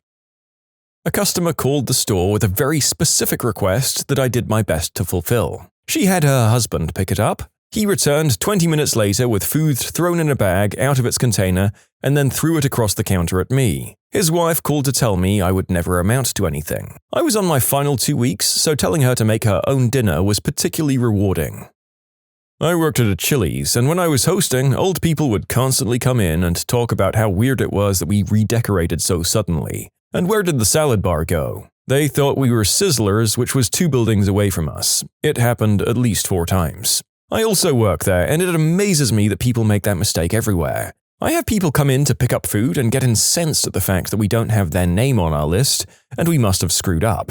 Then I ask what's on their order, and they rattle off food from the Outback Steakhouse, which is next door. They say nothing and walk out the door. Like, I get making mistakes, but how do you miss a giant pepper on the side of the building, expecting steaks with an Australian theme? I worked at a pharmacy and once had a doctor call in to ask if we do doctor's notes. The pharmacist carefully explained that this was a pharmacy and that only doctor's offices can give out doctor's notes. We only receive prescriptions. The man said okay, then after a moment of hesitation asked again and received a gentle but firm no. The pharmacist got angry and hung up with him after telling him no yet again. We received a call from him 3 more times. I picked up the last one and answered, "This is," and I gave a different pharmacy name. "How can I help you?" He started out by asking if we were located on John Street. I said no. Then he asked if we do doctor's notes yet again. After a brief pause where I contemplated life, I just responded, "Sir, we're a pharmacy." He then proceeded to hang up on me. What a jerk. I used to manage a Del Taco during my high school teenage years, and we had an older man come in once a month and drive straight past the speaker to our window. At said window, he'd look at me until I came over, start ordering Starbucks, and then midway through realize it was a Del Taco and drive off. Once a month, every month, for 2 years. I worked in a Jimmy John's. A dude in a military uniform came in asking about a military discount. I told him we don't give military discounts, to which he proceeded to flip out, pull out his phone and start recording a video, ranting about how he won't give him his military discount like he deserves. When I was really young and had recently tried fried calamari, I confused it with the fried clam strips at White Castle. I was adamant that they had fried calamari and convinced my dad to order it for me at the window. They laughed at him. I worked in a restaurant and people can get Deliveroo or Uber Eats from us. A couple of times a week, a driver will show up and show us their phone with an order for a 12-inch sub. Yeah, mate, that's the Subway across the street. We're a pizzeria. Read the address. God knows how they find the customers' houses. I worked at Burger King when I was a teenager. We're short-staffed one day and the girl on the drive-thru was on break, so our manager stepped in to cover her. He was pretty old and didn't have the best hearing, so most customers were pulling around to the window to talk to him as he was struggling to hear through the headset. Anyway, this one guy rolls up to the windows and shouts, "I want a large Big Mac meal with a Coke, please!" Is that so damn hard? My manager very calmly says, "My apologies, sir, that won't be difficult." He leans out the window and points down the road. "There's a McDonald's about 3 miles in that direction, they'll be able to help. Have a nice day, sir." Then he just closes the window and walks around the corner out of sight. I laughed so hard. I worked at Dairy Queen, had a lady saunter in all frustrated, bag in hand, whipped out her receipt without giving me much context and said, "There's supposed to be a buyer blast." I told her, "Mom, this is for Taco Bell." She quickly said, "My bad," and sped out of the restaurant. I think she was making up a story and did it in the wrong store. Also, the number of people who asked, "Do you serve ice cream?" is way too fricking high. What did a crazy stalker do because they had a crush on you? He asked to meet. I told him I wasn't home. He answered with, "But your light's on." He lived nowhere near me. My street is a cul-de-sac, so there's no reason he was passing by. He was creepy in many other ways as well. He told people we were in love. Nope. That we had forbidden love. Nope, nope. And kept messaging me for years. I stopped responding in the first year. I was between 15 to 23 and he was 23 to 31. Even when I was living in another city, he kept telling people about our love. He acted like a normal, sweet guy, so people had trouble believing me. I had to deny more than once that I'd ever kissed him, and I was his friend briefly when I was 15 and ignored him. It only stopped when I randomly met a friend of his in the city I live in and showed him all of the messages. The guy was shocked. As far as I know, his friend talked with him and he finally stopped. Curiously, he began dating a girl with the same name as mine. Creepy as frick. He proposed marriage so aggressively that he had to be escorted off the premises, and then later broke the lock off my dorm room and tried to get into bed with me. I invited her to hang out. She was already outside my place waiting for the call. Took pictures of me while I slept. There was a group of us all sleeping in one room. I woke up to see him taking photos of me. Plucked a hair off of my jacket and ate it in front of me. He broke into my cousin's house and stole my guinea pig to feed to a snake because I wouldn't break up with my boyfriend to date him. She sent me threatening pictures after she found out I had a girlfriend.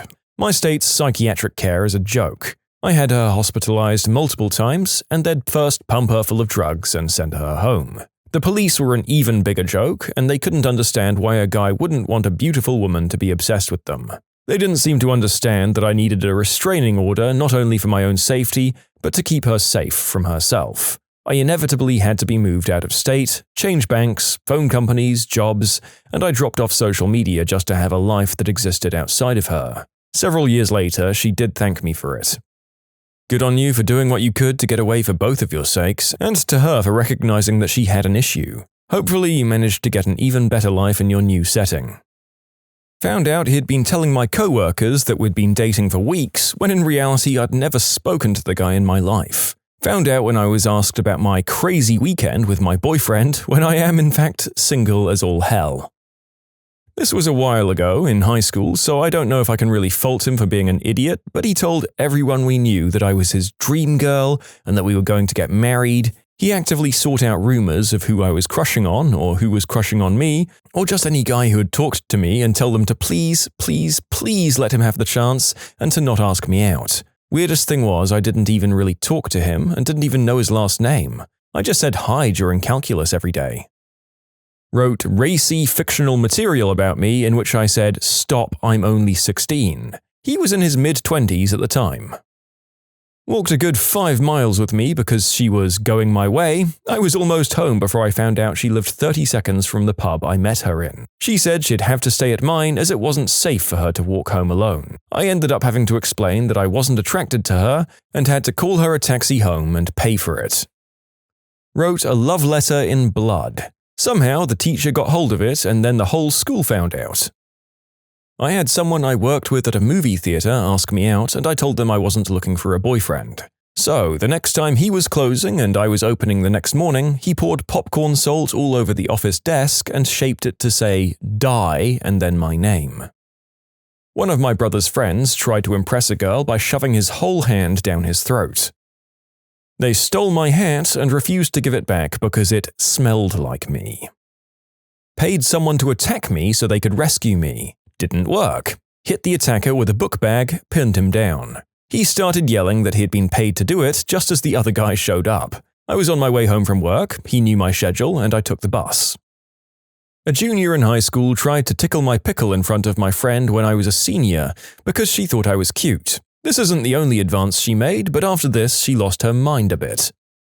I used to be a mall cop, and one of the girls at the frozen yogurt place asked me to prom publicly on Instagram as her Man Crush Monday. I was 20 and out of the high school mindset, so it was pretty embarrassing. I politely declined and the post came down. Not really disturbing, I just always felt so bad that she shot her shot so publicly for it to not work out. These comments make me really glad that I'm ugly. This guy I knew for a while went out of his way to introduce himself to me. He was nice enough, we hung out in a group sometimes. Eventually he started to do weird stuff. He asked me where I'd bought some new clothes and then I saw him the next week wearing the exact same clothes, the shirt and jeans and shoes. Then I started seeing his car in my street at random times of the night.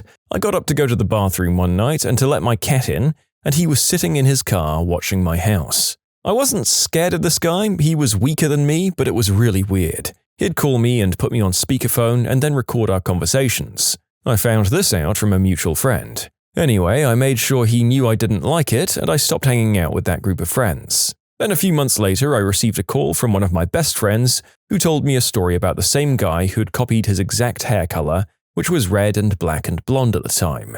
Since then, we always think back to this guy and laugh. We call him Stalker Adam. To be fair, he wasn't dangerous, I think he was just awkward and lonely and didn't know how to cope with his feelings. Snapped my bra strap to get my attention. Put a pipe bomb in my husband's truck. Hey, free pipe bomb though. She stole a bunch of my homework and then asked me out in a very passive-aggressive manner. Then she followed me home, rang my doorbell and demanded I go out with her. We were 14 and her parents drove her. I think I just told her to go home and close the door. I didn't really know how to deal with sociopaths back then, and she took it pretty badly. She did not leave me alone after that. Frequent calls and shaming, but she didn't do anything crazy and it didn't really escalate. I don't know if this counts, but I broke up with an ex because I just wasn't into her. Started dating a new girl and ran into my ex at a party a few weeks ago. She pulled me into the bathroom and showed me her thigh in which she had carved my name into it, claiming she still loved me and we'd only dated a month. I was a 19-year-old waitress at the time, and a 49-year-old man that I'd served tried to connect with me through the missed connections page on Craigslist. He then came to my work and professed his love for me in a Christmas card that ironically had a cartoon of Santa being kicked in the nads by a child with the caption, "Stranger Danger." In his note, he said he wasn't sure if I'd be interested in an older man and he had a wife and children, so we'd have to find a way around that little detail. I didn't feel safe at work, so I had the police intervene and tell him not to bother me again.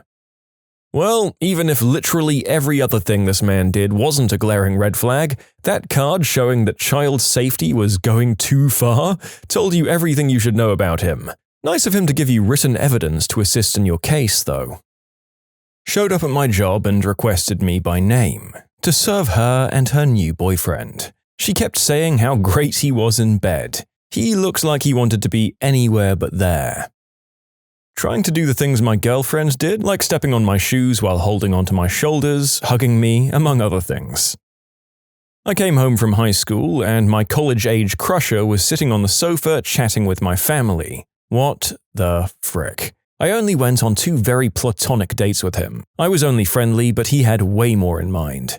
He actually asked my parents if he could marry me because I was such a virginal angel, despite repeated texts and calls. Goodbye and good riddance. My God.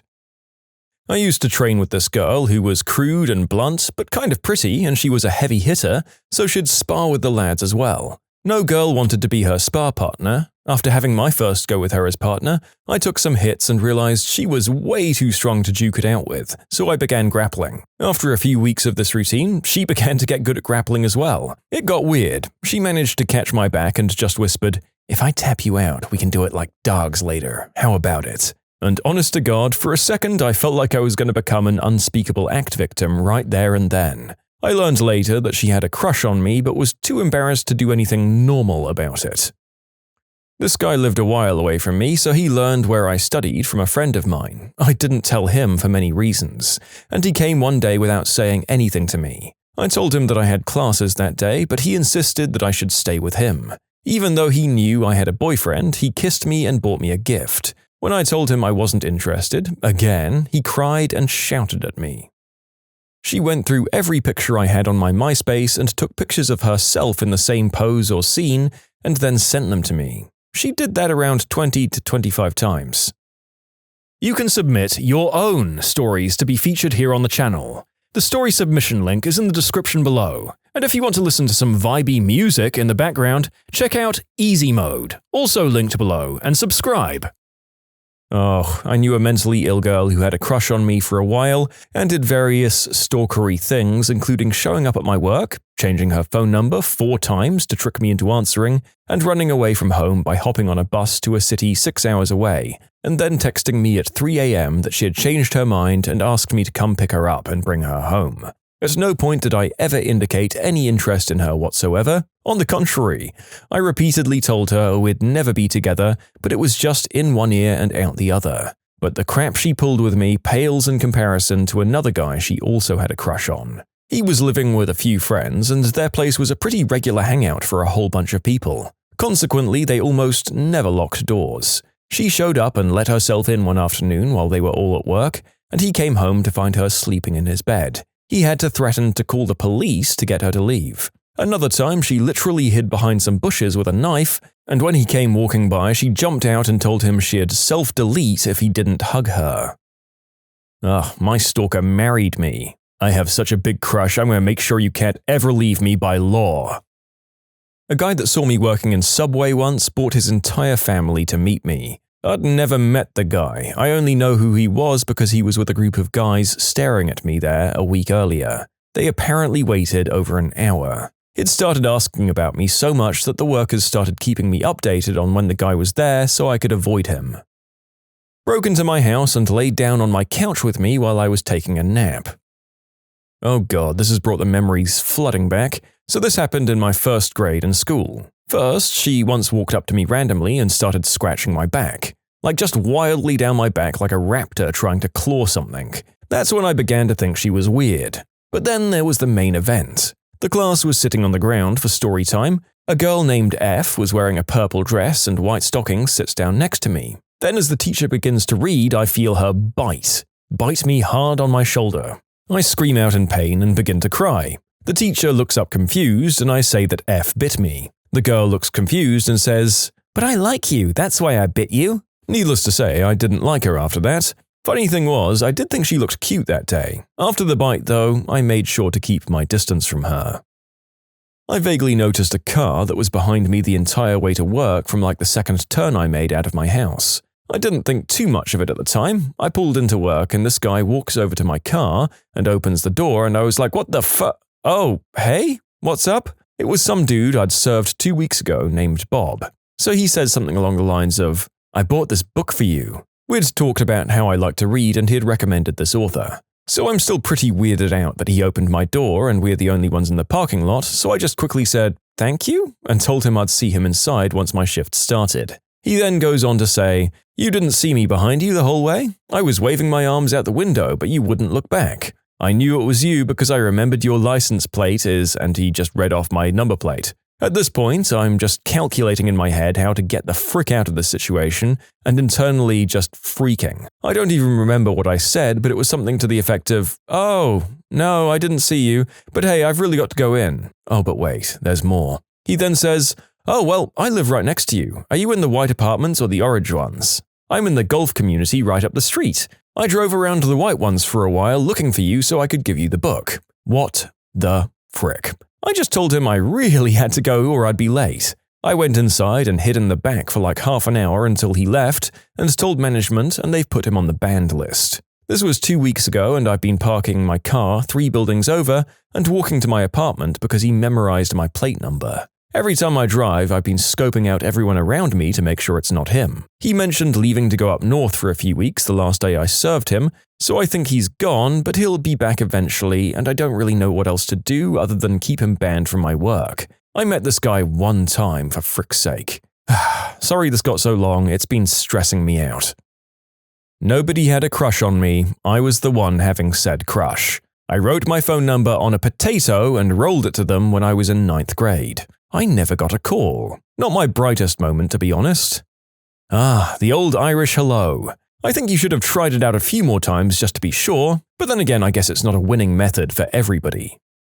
A classmate of mine who I barely talked to came up to me on Valentine's Day and handed me chocolates and a huge teddy bear with my name sewn into it. A bit weird, but I was appreciative of the gift. However, the worst part is that they handed me a drawing of me leaning on a motorcycle in very revealing clothes that looked kinky as all heck. Keep in mind that my fashion is quite conservative. And they then proceeded to loudly recite a 2-page-long love poem in public whilst I was with my friends. The poem referred to me as his princess, love of his life, among other things. I rejected him and never spoke to him again. You know, when I read that first paragraph, I was thinking, oh, that's too much, but the intent is kind of sweet.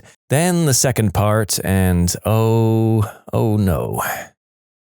He cornered me in the hallway when I was on my way to the restroom and proceeded to lean forward, purse his lips, and close his eyes, like I'd been waiting to kiss him my entire life. I proceeded to tell him, "Not today, Daniel," and go about my business. Also, the kid was 5 and I was his teacher. Alright, I should clarify, I'm 5'9", and by cornered I mean ran up to me in the hall, stopped about 2 feet in front of me, blocking my path, and then did the above. Of course, he was 5, so it wasn't really that difficult to get around him. Daniel did this on the regular, actually. His home life wasn't amazing, and I got the feeling he was just starved for attention. A lot of the other teachers, especially the ones that had him before me, didn't think he'd amount to anything since he was always acting up in class. But I like to give all of my kids a chance. Once I gave him a little more one-on-one time that he really needed, he stopped being so disruptive and apparently developed a crush on me.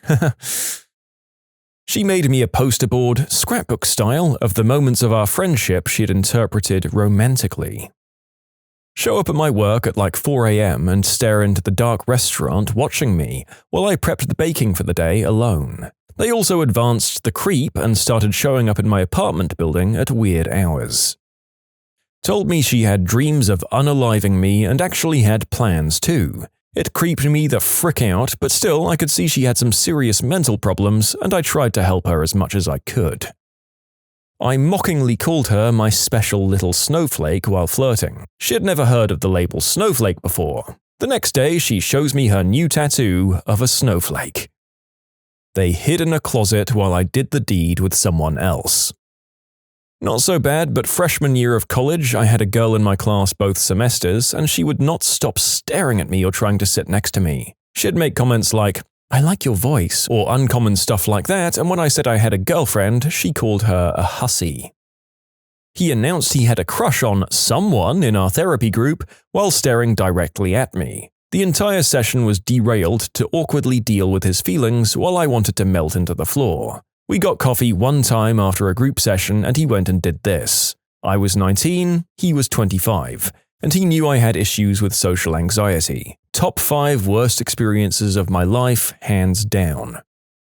When I was in high school, a painfully shy girl in my art class secretly painted a portrait of me. We were supposed to paint a portrait of a historical figure. We were assigned 6 classes to work on our projects. She shyly showed it to me and said, "This is you." I was stunned, especially since in her eyes I looked like Marty Feldman. the guy who played Igor in the movie Young Frankenstein, only less attractive. Also, one of my ears seemed to have taken flight and was about half an inch away from the side of my head. Since her painting was in my hands, I gave her my portrait of Ben Franklin to her and stammered something and left. Upon reflection, my Ben Franklin probably did bear a passing resemblance to her. I mean, not the glasses, but, you know. They started speaking in my native language when nobody taught him and listening to the same music as I do. I'd never shared my playlist with him. Weirdest case I've ever had is where a girl challenged me to a table tennis match, but she used her flip-flops as dual-wielded paddles. It was 2 a.m. One stood on top of a desk and asked me to kiss him in front of the class. Yeah, that was odd. Next one kissed my knee? I don't know what he was doing. And then there was the one who bullied my little brother and called me bad names all the time because he thought it would get me to like him. No, calling me a fat slag isn't going to get me to be into you, honey. She asked if I wanted to go on a date. I said no. She undressed in the middle of high school and asked, "How about now?" while caressing her body. I said no again and went to my girlfriend, now my wife. Asked me if I had a boyfriend. After I said yes, he didn't like that. Red flags started going off in my head. They made me an axe with my name carved into the handle. It was pretty crude and it was the most bizarre display of affection I've ever received. Anytime they don't take no for an answer, it always weirds me out. I told a guy no several times today while I was trying to work and that I had a boyfriend. Ended up telling him, "Sir, I have a boyfriend and I'm 7 months pregnant." His response? "Oh, I'm very good with kids." What was the dirtiest trick ever pulled in the history of war? During the Second World War, German forces would rig crooked wall paintings to explode when straightened with hopes that it would kill Allied officers when they came in to set up command posts. The logic being that Private Joe Blow clearing the building looking for enemies isn't going to care or even notice if a painting is askew. But General Robert Important Guy, who sets up his new command post in the building and is in his office for hours, probably would notice. The Germans also strung piano wire across roads to take out anyone riding by in a jeep. Yep, my gramps told me a story about this.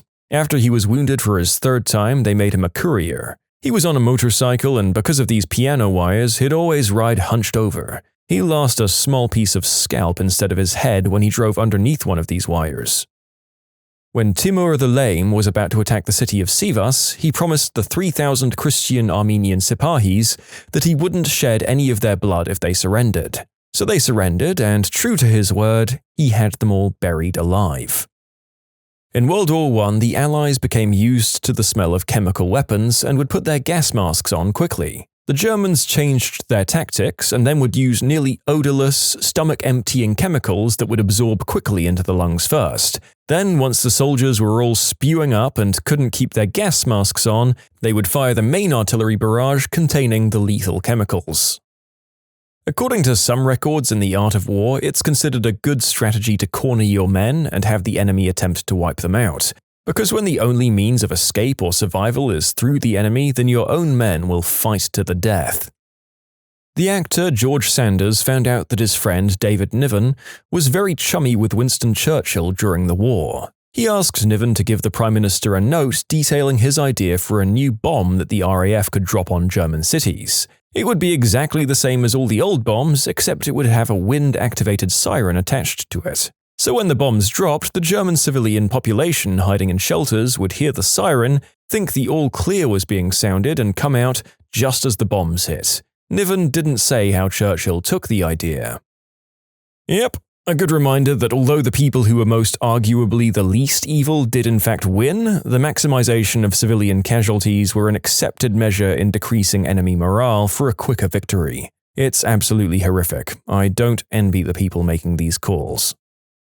Not sure if this counts as a trick, but Napoleon prior to the Battle of Marengo. Not only did he cross the Alps with his entire army, a completely unexpected move, but once across, the Austrians thought that Napoleon would move to Genoa in order to relieve the siege of that city. Thousands were dying of starvation, and the French general Massena desperately called for Napoleon's aid. Napoleon, in a ruthless and surprising move, ignored the calls for help and instead moved to attack the main portion of the Austrian army, eventually winning the Battle of Marengo. Massena surrendered Genoa, and it would be years before he eventually forgave Napoleon for abandoning him, and it would be years before Napoleon forgave Massena for surrendering.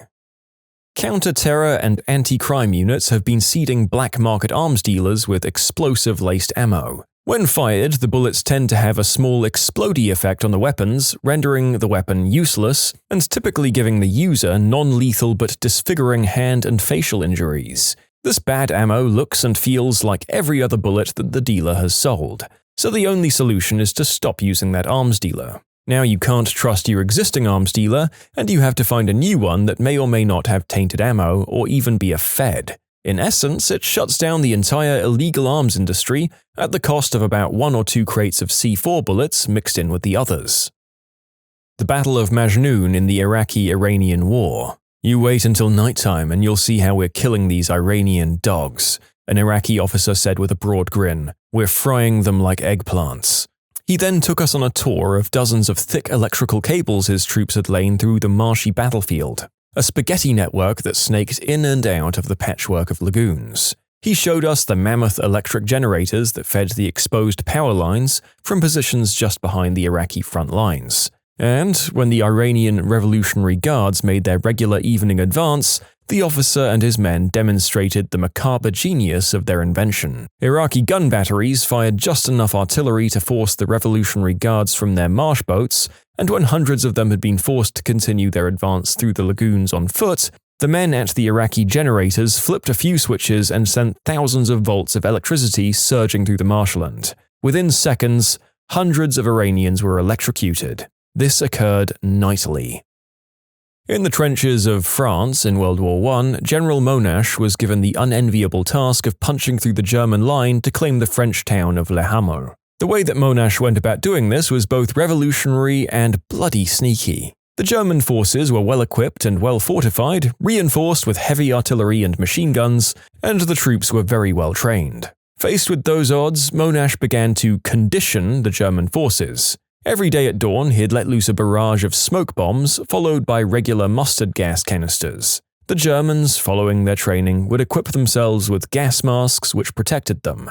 Monash kept up this bombardment for 2 weeks, and soon the Germans became accustomed to the pattern of attack, and would immediately don their gas masks and hunker down at the first sign of smoke. But on the dawn of the 4th of July, the smoke bombs were not followed by gas, but by Australians. The German gas masks protected them from the mustard gas and smoke, but they also vastly impeded their vision, hearing, and ability to communicate. With the noise of the battle and the obscuring smoke, they were deaf and blind on the battlefield. And to make things worse, this was not an unprotected infantry mass attack, but a creeping barrage supported by a division of tanks, heavy artillery, and aircraft. The tanks protected the vulnerable infantry, and the artillery and aircraft prevented the Germans from effectively deploying anti-tank measures. The battle was over in just 90 minutes and marked the rise of mixed arms warfare.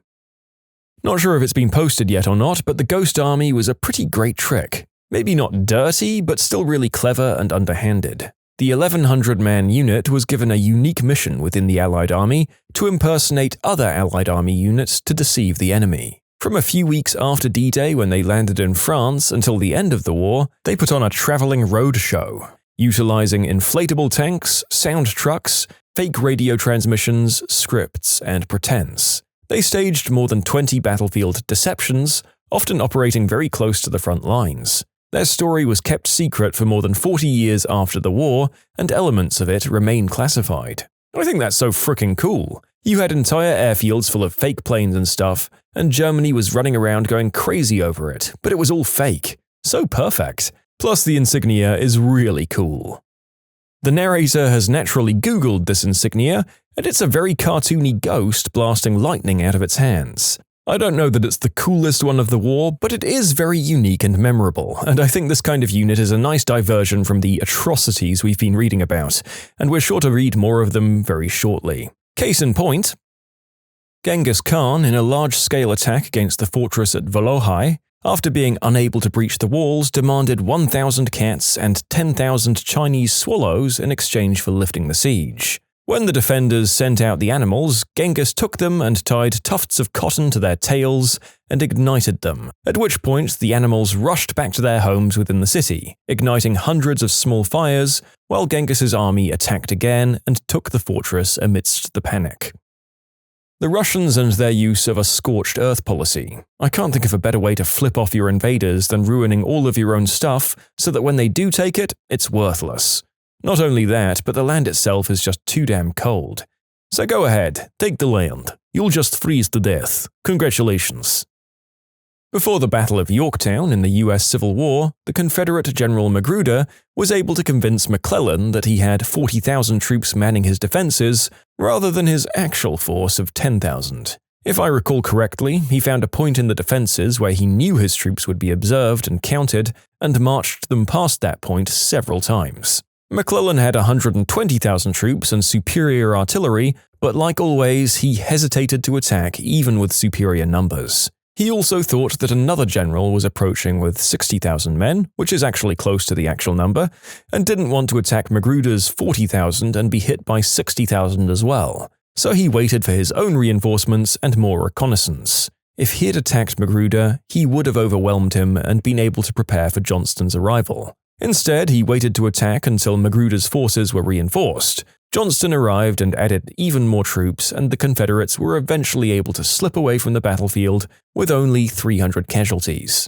In short, Magruder marched troops in a circle past his enemies, making 10,000 men look like 40,000, causing the cautious McClellan to hesitate and waste the opportunity. This is exactly what Russia did in 1955 with the Bear and Bison bombers, knowing that Western intelligence was likely to be watching the military parade through Red Square. They simply flew a single squadron in one large loop over the parade, giving the impression of having way more bombers than they actually had. Unfortunately for the Russians, the U-2 spy planes soon uncovered their actual numbers, but it was an extremely effective bluff in the short term.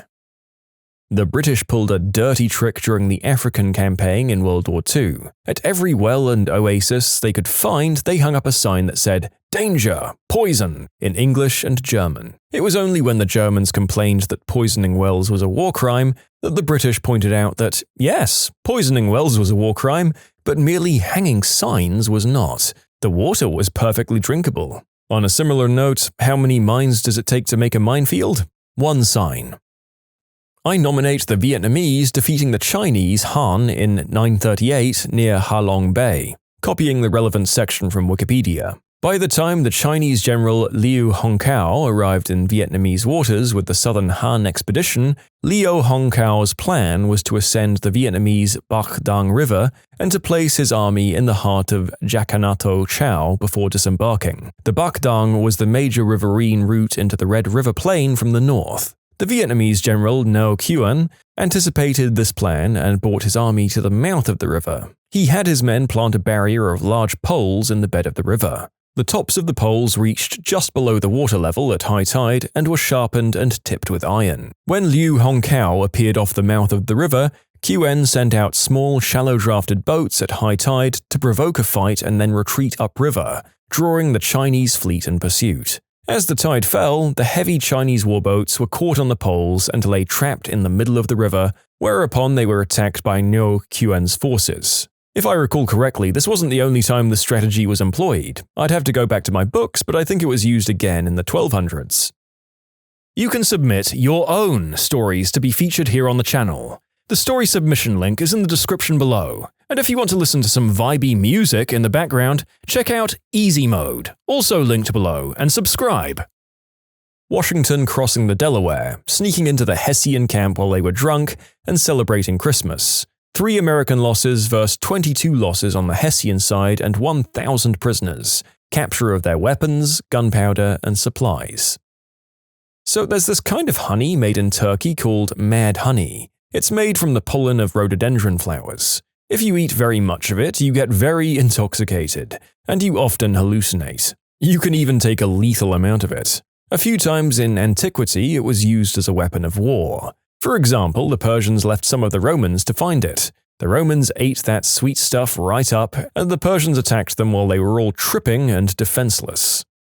In the same way that he did his diligence about the Ghost Legion in his last comment, the narrator kind of feels inclined to track down a sample of this mad honey and try it for himself. Purely for research purposes, of course. Saint Nazaire was a heavily defended seaport during World War II. The British commandos disguised the destroyer HMS Campbelltown as a German destroyer and filled it with as much explosives as they could. They sailed the ship past the spotlights, signaling that their radio was broken using signal lights. Eventually, the Germans did catch on and opened fire on the ship, but too late. The Campbelltown lowered the Nazi flag, raised the Union Jack, and the ship rammed the dry dock at full speed. Sadly, the timer on the explosives was faulty and the dry dock was barely damaged. 2/3 of the commandos were killed or captured, and the mission was deemed an abysmal failure. However, 6 hours later, just as the commandos were being mocked by a Gestapo officer for the failed operations, the explosives went off, blew the entire dry dock to pieces, and put it out of commission for the rest of the war. Reportedly, there was much gloating among the British prisoners as in a matter of seconds, the operation went from an abysmal failure to one of the greatest successes in the history of the commandos. There's a great quote from the Forgotten Voices of the Second World War. Just before the Campbelltown exploded, Sam Beatty was being interrogated by a German naval officer who was saying that it wouldn't take very long to repair the damage the Campbelltown had caused. Just at that moment, she went up. Beatty smiled at the officer and said, "We're not quite as foolish as you think." Crac de Chevalier was a Crusader castle in Syria and one of the most important castles in the world with imposing walls and a very good defense. The castle was besieged by Sultan Baybars. This man conveyed a forged letter to the garrison, supposedly from the Grand Master of the Knights Hospitaller in Tripoli, which granted permission for them to surrender. They did, and Baybar got the castle. The Turks had the Turan tactic. The army would formate into a crescent, with the arms of the crescent being the armored, strong divisions, and middle front being the fastest divisions, and middle back being the highest firepower, the cannons. They'd start the battle lined up and charge, then the fast middle front guys would start retreating to the lines behind the middle back, the cannons. The arms of the crescent would hold firm because they were the armored part. The enemy would think they were retreating completely, because it looks like they're losing their crap and their formation, and would chase after them only to be met with the cannons and to be encircled by the crescent's arms. It was a slaughter of the enemy after that. Back in the English Civil War, there was a certain nobility in battle where you were supposed to be able to see your opponent and you would stand and fight. Cromwell decided this was stupid and in numerous battles would send troops round the side, hidden by trees and bushes, to tear through the cavaliers before the fighting began properly. It was a lot dirtier trick at the time. I think the start of World War II, when the Führer made prisoners dress like Polish soldiers and let them attack Germany so that Germany could run over Poland. Sneaky man. Also promising not to invade the rest of Czechoslovakia after being given all of their border defenses, then proceeding to invade the rest of Czechoslovakia basically unopposed. During the Siege of Kaffa, the Mongols hurled the corpses of the deceased soldiers decimated by the Black Plague into the besieged city. It's considered one of the key events that helped spreading the disease in Western Europe, killing millions.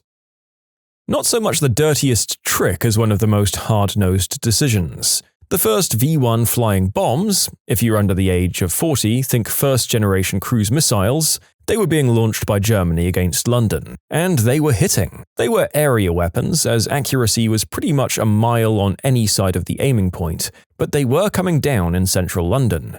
Germany had no agents in Britain, not one. They thought they did, but every agent they sent over was caught and then either turned or eliminated, and the other agents were all fictitious, imaginary ones dreamed up in a British campaign of disinformation that was, and is, breathtaking. The government decided that they simply didn't want to risk the buildings and architecture and heritage of the heart of London, as quite a lot had been bombed out already. So the agents reported back to Berlin that the V-1s were overshooting their target and coming down in North London. Fake stories planted in newspapers reinforced the deception. The Germans dutifully shortened the range, and the V-1s knocked the crap out of areas of South London.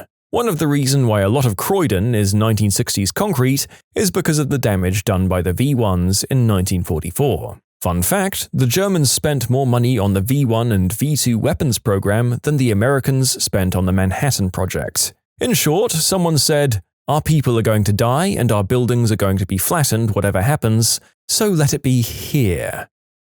There is something just so very Churchill and Tory about this decision. No, for God's sake, don't let them destroy our monuments. At least let's redirect them into the suburbs where they can only hit poor people. Ah yes, that's better. Some of the USA's tricks during the Cold War to assassinate Fidel Castro were pretty mad. One idea attempted by the CIA included putting thallium salts into his shoes so that his beard, eyebrows, and body hair would fall out. It was considered that this would cause his downfall as no one would take him seriously after that. The US firebombed Tokyo because the houses were mostly made of wood. They knew the city would burn. Even the guy who drafted the plan, Robert McNamara, was ashamed of it. They also tried strapping thermite to bats and releasing them over Japan in the hope that they would roost in the houses, then go off and burn the houses down. The plan was cancelled after all the facilities where this was being tested burned down due to incendiary bats roosting in them. Lots of these will be fairly depressing. As dirty or sneaky tricks go, Operation Mincemeat was crafty. Or at least I'm looking for an excuse to post it. One April morning in 1943, a sardine fisherman spotted the corpse of a British soldier floating in the sea off the coast of Spain, setting in train a course of events that would change the course of World War II. Operation Mincemeat was the most successful wartime deception ever attempted, and certainly the strangest. It hoodwinked Nazi espionage chiefs, sent German troops racing in the wrong direction, and saved thousands of lives by deploying a secret agent who was different, in one crucial respect, from any spy before or since. He was dead. His mission? To convince the Germans that instead of attacking Sicily, the Allied armies would invade Greece. The brainchild of an eccentric RAF officer and a brilliant Jewish barrister, this great deception involved an extraordinary cast of characters including Ian Fleming, who would eventually go on to write the James Bond stories,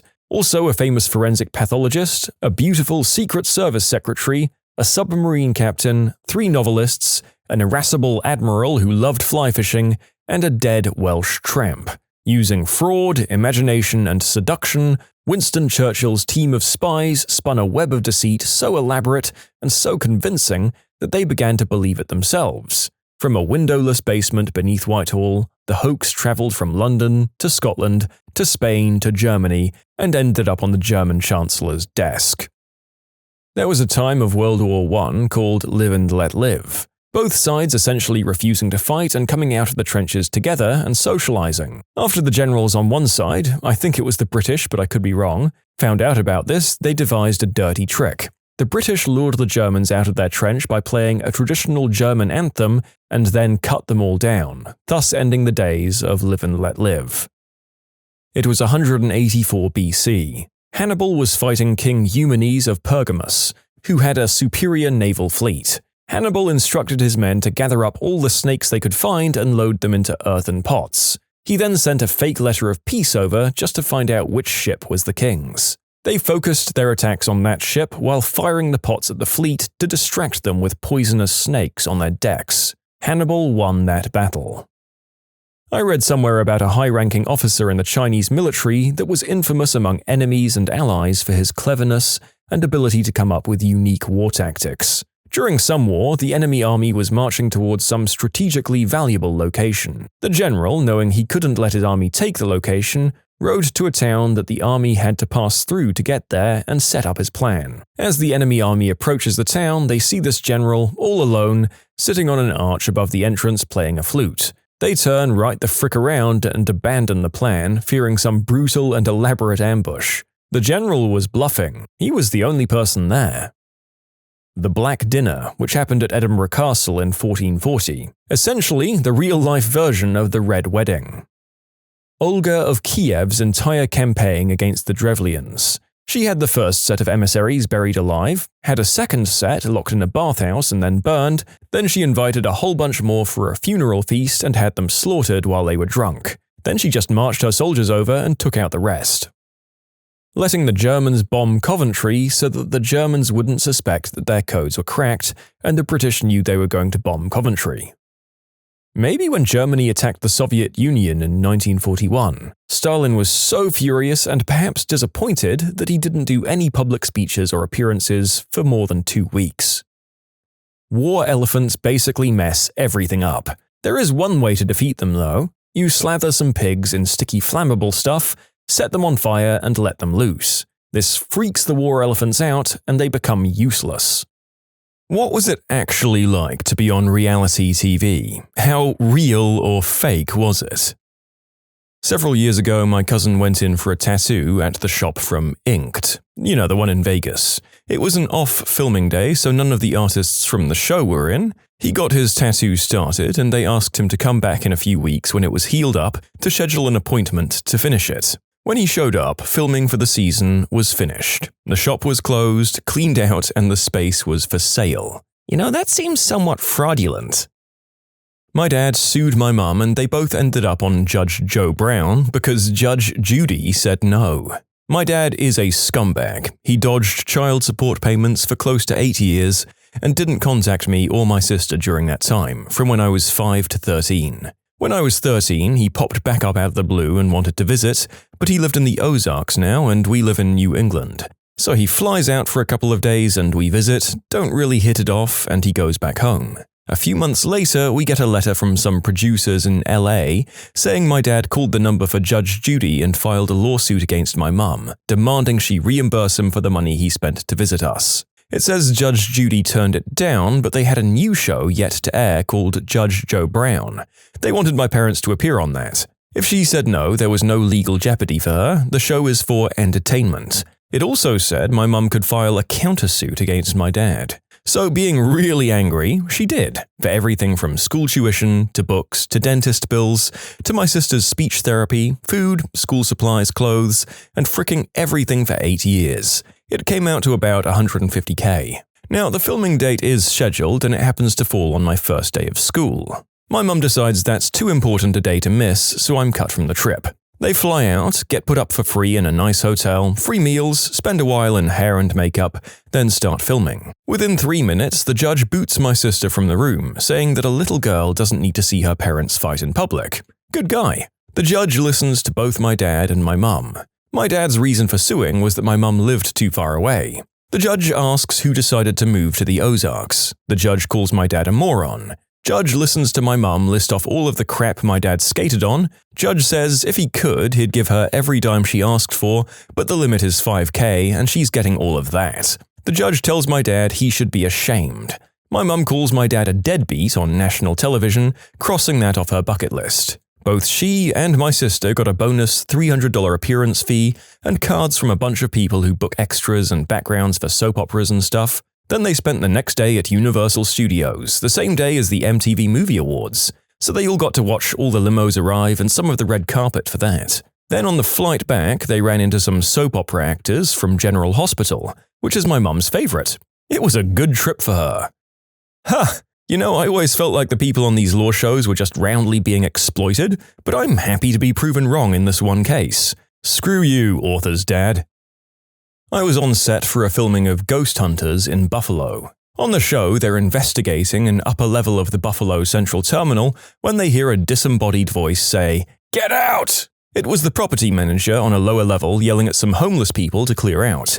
Everyone knew it was him, but it somehow made it into the show as an unexplained event. When my wife and I were looking to buy a home in Michigan, our agent told us we had the opportunity to be on House Hunters if we wanted to. We talked to some person from the show and they told us the basic process. We'd buy whatever home we wanted, then they'd film us there before we moved in, as though we were just looking at the place, as well as 2 other prospective places that they'd selected. Then we'd ultimately choose the house we'd already bought and live happily ever after. We watched a few episodes, or I did, my wife already liked the show, and I convinced my wife of how stupid they'd probably make us look, so we passed on that. While at a bar in New York City, someone approached my dad and his buddy asking if they wanted to be on a gourmet cooking show. Naturally, they agreed and asked if I, a 14-year-old at the time, could join. The promoter said, of course, gave them the location and told them to tell me not to eat a big lunch, as it would be a large multi-course meal at an upscale restaurant. I skipped lunch that day after a rough lunchtime soccer match and left school early to meet my father and his friend. We arrived in a strange part of Manhattan, near the Hudson, in a rather dead part of the city. We got a call from the producer saying, "Sorry man, wrong location. We're sending a car to pick you up immediately." We hopped into a taxi and boom, you're on cash cab, the bald-headed host declared as lights flashed above our heads. So, we lost, got kicked out in Chelsea, and ended up spending our own money on food and a taxi home. It was very upsetting. I was on This Morning when I was about 7, and they did a big makeover for me and my siblings. The premise they created was that we were a nightmare and my poor mum just wanted us to look smart for an upcoming christening. The main part I remember was them telling us to jump in the mud and shout no when our mum asked us to stop. Normally, we wouldn't have dared, so I remember that being fun. Oh, and my sister ruined her hair 3 times before going on stage, so they made us hold her hand so she couldn't touch it. I have several friends that were on the first season of Moonshiner on the Discovery Channel. It's totally fake. I mean, they do make moonshine, but what you see on the show is not what it's like in real life. Most of them are licensed to sell alcohol, and do sell it locally at the package stores. The others only make a little to have for themselves and a few friends, more to keep up a family tradition than anything else. But the producers had them set up stills in the woods and even told them what to wear to make it look more like a backwoods, redneck, good old boys thing than anyone in this area has looked in 50 years. Most of us sat there with the guys that were being filmed, watching the episodes and laughing at all the people that probably think this stuff is real, while drinking store-bought beer. The hard stuff is only for rare occasions. It'll rot your gut if you drink it all the time. I worked on Love It or List It. The reactions at the time of the reveal of the house were meant to be real, and they actually signed a contract saying they won't go in the house before renovations are complete. 99% of the work isn't done by the people shown doing the work on TV. It's done by subcontractors.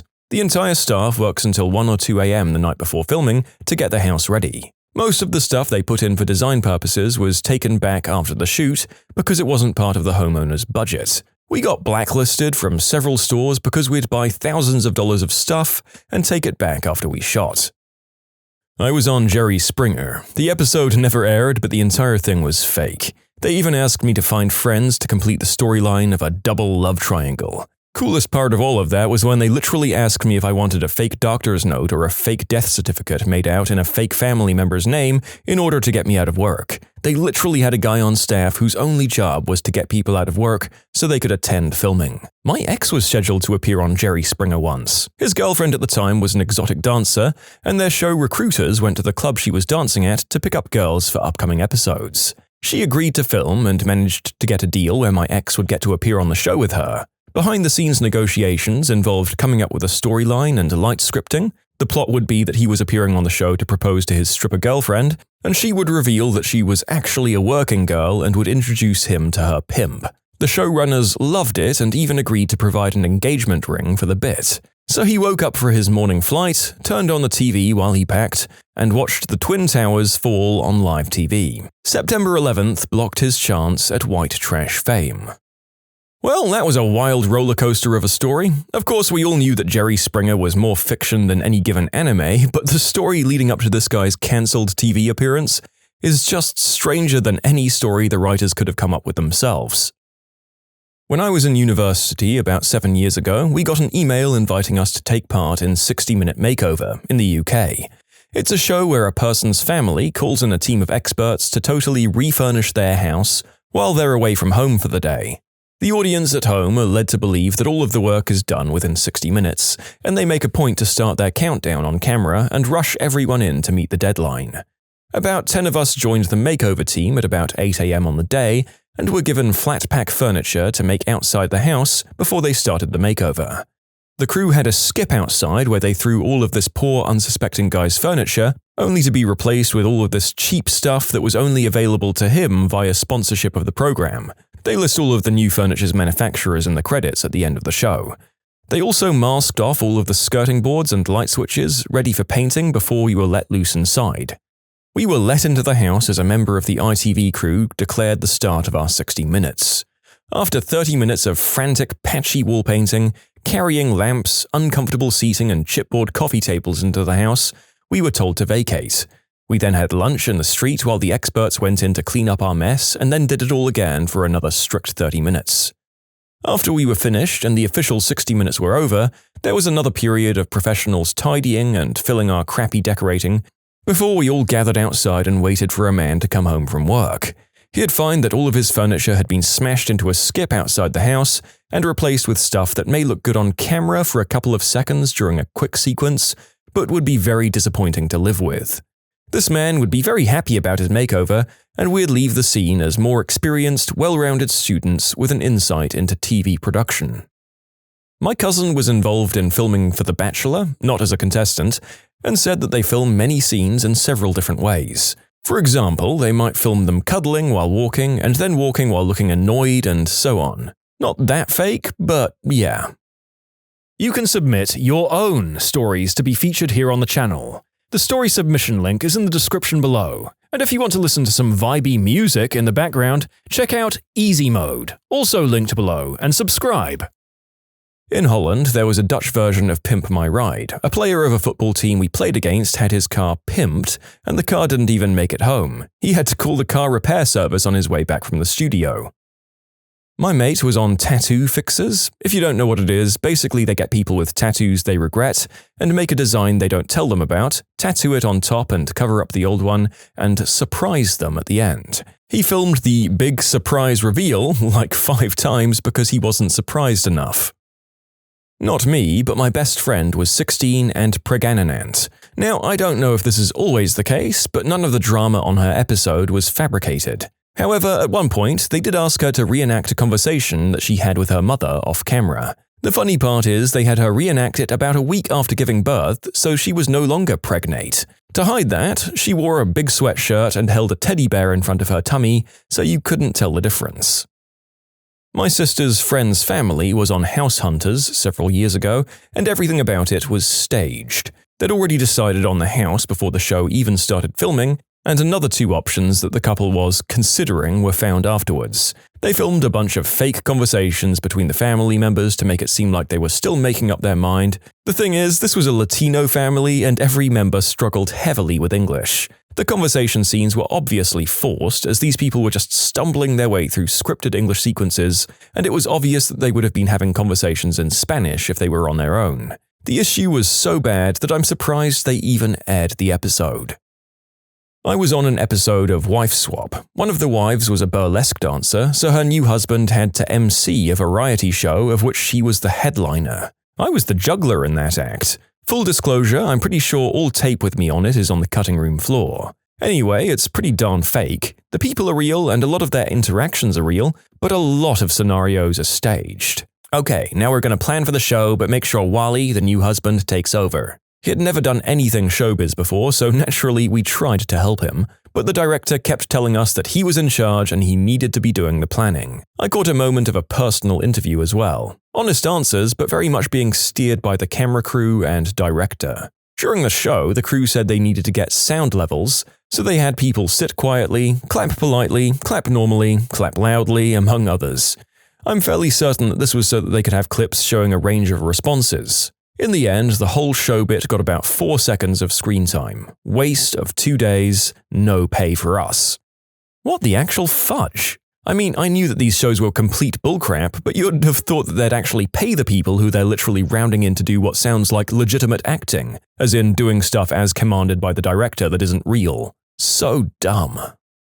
I was on a European version of Survivor, where we went to an island and had to survive for 2 weeks. Whatever was seen on camera was what was actually happening. The only fake thing is that we got some food to maintain a somewhat healthy diet. My girlfriend's best mate was on a similar show here in Australia. She said there was a lot of clever editing, obviously, but that the crew fed them plenty of booze and a little bit of food. I actually have 3. A friend of mine was on The Bachelor. This was years ago, and she ended up being one of the last 4 girls. She said they were constantly fed alcohol, were put on a strict sleep schedule where they were literally put to bed and woken up. Also, there were no clocks anywhere, so all the girls were in a constant state of alcohol-fueled disorientation. There were no chance encounters where the guy is just sitting on a couch and the girl goes up to talk to him. All of that is staged. Even their conversations were reshot over and over if the reactions weren't right or if their wording was off. The entire thing was completely controlled, and she said no one really knew the guy because none of their interactions were real. Another friend of mine's house was on House Hunters. He wasn't on the show himself, but his house was the one that was picked. And yes, it was sold and all the paperwork was signed before they filmed. He was there when they filmed all the segments, but wasn't allowed on camera. And my wife was on America's Got Talent. She was a dancer for her friend's act. She said they lived in a tent for 4 days in the parking lot. She had a very positive experience, though. She said she met a lot of cool people and that it did feel genuine for the one episode she was on. Her friend made it through that round but got eliminated the following week. I was on an Australian reality show called Surprise Chef. The premise of the show was that the celebrity chef would meet someone at the supermarket and then cook dinner for them. On my episode, I volunteered at an aquarium. The story in this episode was that the chef met my boss at the supermarket, then cooked all of the aquarium volunteers a nice surprise dinner. Of course, this was all pre-arranged. There was no meeting by chance. We all knew what was happening, so for the scene, we all got surprised in the shark tank. We knew what was happening and did 7 takes of fake surprise. The celebrity chef cooked nothing. He went in for a few takes and an actual chef cooked all of the food, while the celebrity stood outside chain smoking. The food was average, basically local RSL quality, chicken parm and profiteroles. I think I drew the short straw of things you get in a reality show, a crappy meal. Other people get like cars or renovation makeovers. My brother was on X Factor UK. There are several rounds before the televised rounds, so all of those rubbish acts you see on TV have been picked by producers to go through. I've also been in the audience of The Voice and X Factor, and they make you do loads of fake cheering, dancing, and clapping before the show starts, so they can cut it into the actual show. 90% of the cheering you see or hear on televised shows has been added in post-production. My dad was on Comic Book Men, basically the same as pawn shop stars, but for comics set in New Jersey. He didn't want to sell the item, he just wanted to show it off. It was off-the-cuff dialogue with cast live on camera. He did 2 takes, there was no script. They did ask him to come up with a reason to sell the item, which was based on truth.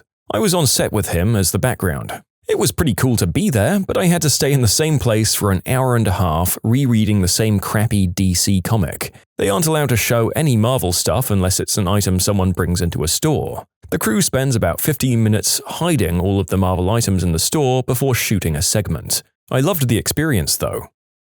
I was on Stan Lee's Superhumans. Long shoot at the high-altitude chamber I worked at. They brought a guy who had climbed Mount Everest a bunch of times without supplemental oxygen, 29,000 feet, so we brought him to the same altitude in the chamber with some Westerners to compare against. He asked for oxygen after 15 minutes, and after 30, they asked me to pretend to pass out. Looking back at what aired, it's obvious that I was faking, and they edited the show so that he won the competition. It's Season 2, and Spider-Man is the episode title.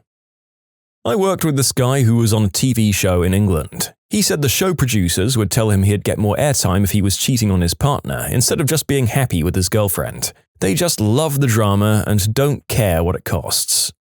Yep, that about checks out. At least it sounded like Jerry Springer had the decency to plan the affairs and fake it with the people on the show, so that he wasn't just encouraging people to ruin their real-life relationships as well as their reputations.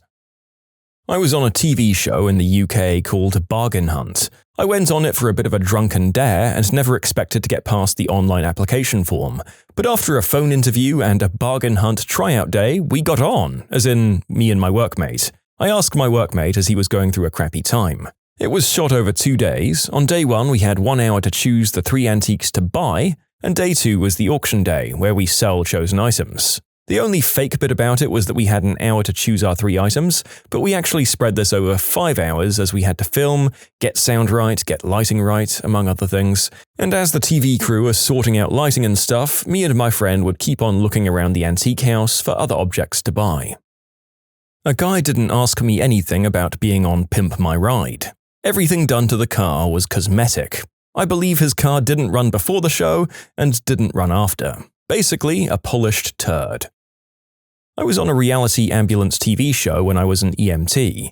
The patients were real and their medical conditions were real. Everything else about the show was fake. When we filmed it, it was for a bariatric ambulance TV show. In the morning, when the camera crew got there, they filmed us driving lights and sirens around the parking lot. Then we did personal interviews where they let us talk about moving bariatric patients and how we felt about our jobs. Then they made us say a bunch of stuff that we normally would never say, like, "Without us, these patients would die," among others. They used these clips of the stuff they made us say and spliced it into the real-life stuff we said. Our actual ambulance transport scene in the show was 100% planned and scripted. The patient wanted to go to the ER and have some decubitus ulcers looked at. However, this patient, being diabetic, had a high blood sugar of 400, having just eaten and taken insulin. We took that and were forced to treat it like a life-or-death situation, and then they used our earlier footage of saying things were life and death and our driving around the parking lot lights and sirens to make it seem like we were fighting for her life. In reality, in about 30 minutes her sugar was going to go back down to normal and life would be good. The whole experience actually turned me off reality TV and made me realize how fake everything is. I had a cousin on the new Chris Hansen. I wish that was fake. It's not. My cousin was on Hell's Kitchen and said they'd film for over 10 hours a day, then they'd go to sleep around 11 p.m. only to get woken up at 2 a.m. to film again to make them more irritable. The producers would purposely bring up topics to create drama with the chefs. They retaped when they answered the door in the beginning a couple of times to make them seem more surprised. They portrayed my cousin as the classic hot blonde. It was certainly more of a reality TV show than a cooking show. What's the dumbest reason the cops got called to a scene? The reporting party said a pigeon was acting strangely on her deck. It wouldn't fly away. It flew away when I clapped my hands. Also had a call for 2 people riding bikes smiling suspiciously. A lady called because a cat was in her yard. Not attacking anyone or anything like that. It was just in her yard. Even better is that we had to do a report every time we responded to a call, even if no citations were issued. So in my report, I put a cat as the suspect and a calico as its race. I belong to an online neighborhood board. Some woman went off because people walk their dogs and the dogs go number 2 on her lawn.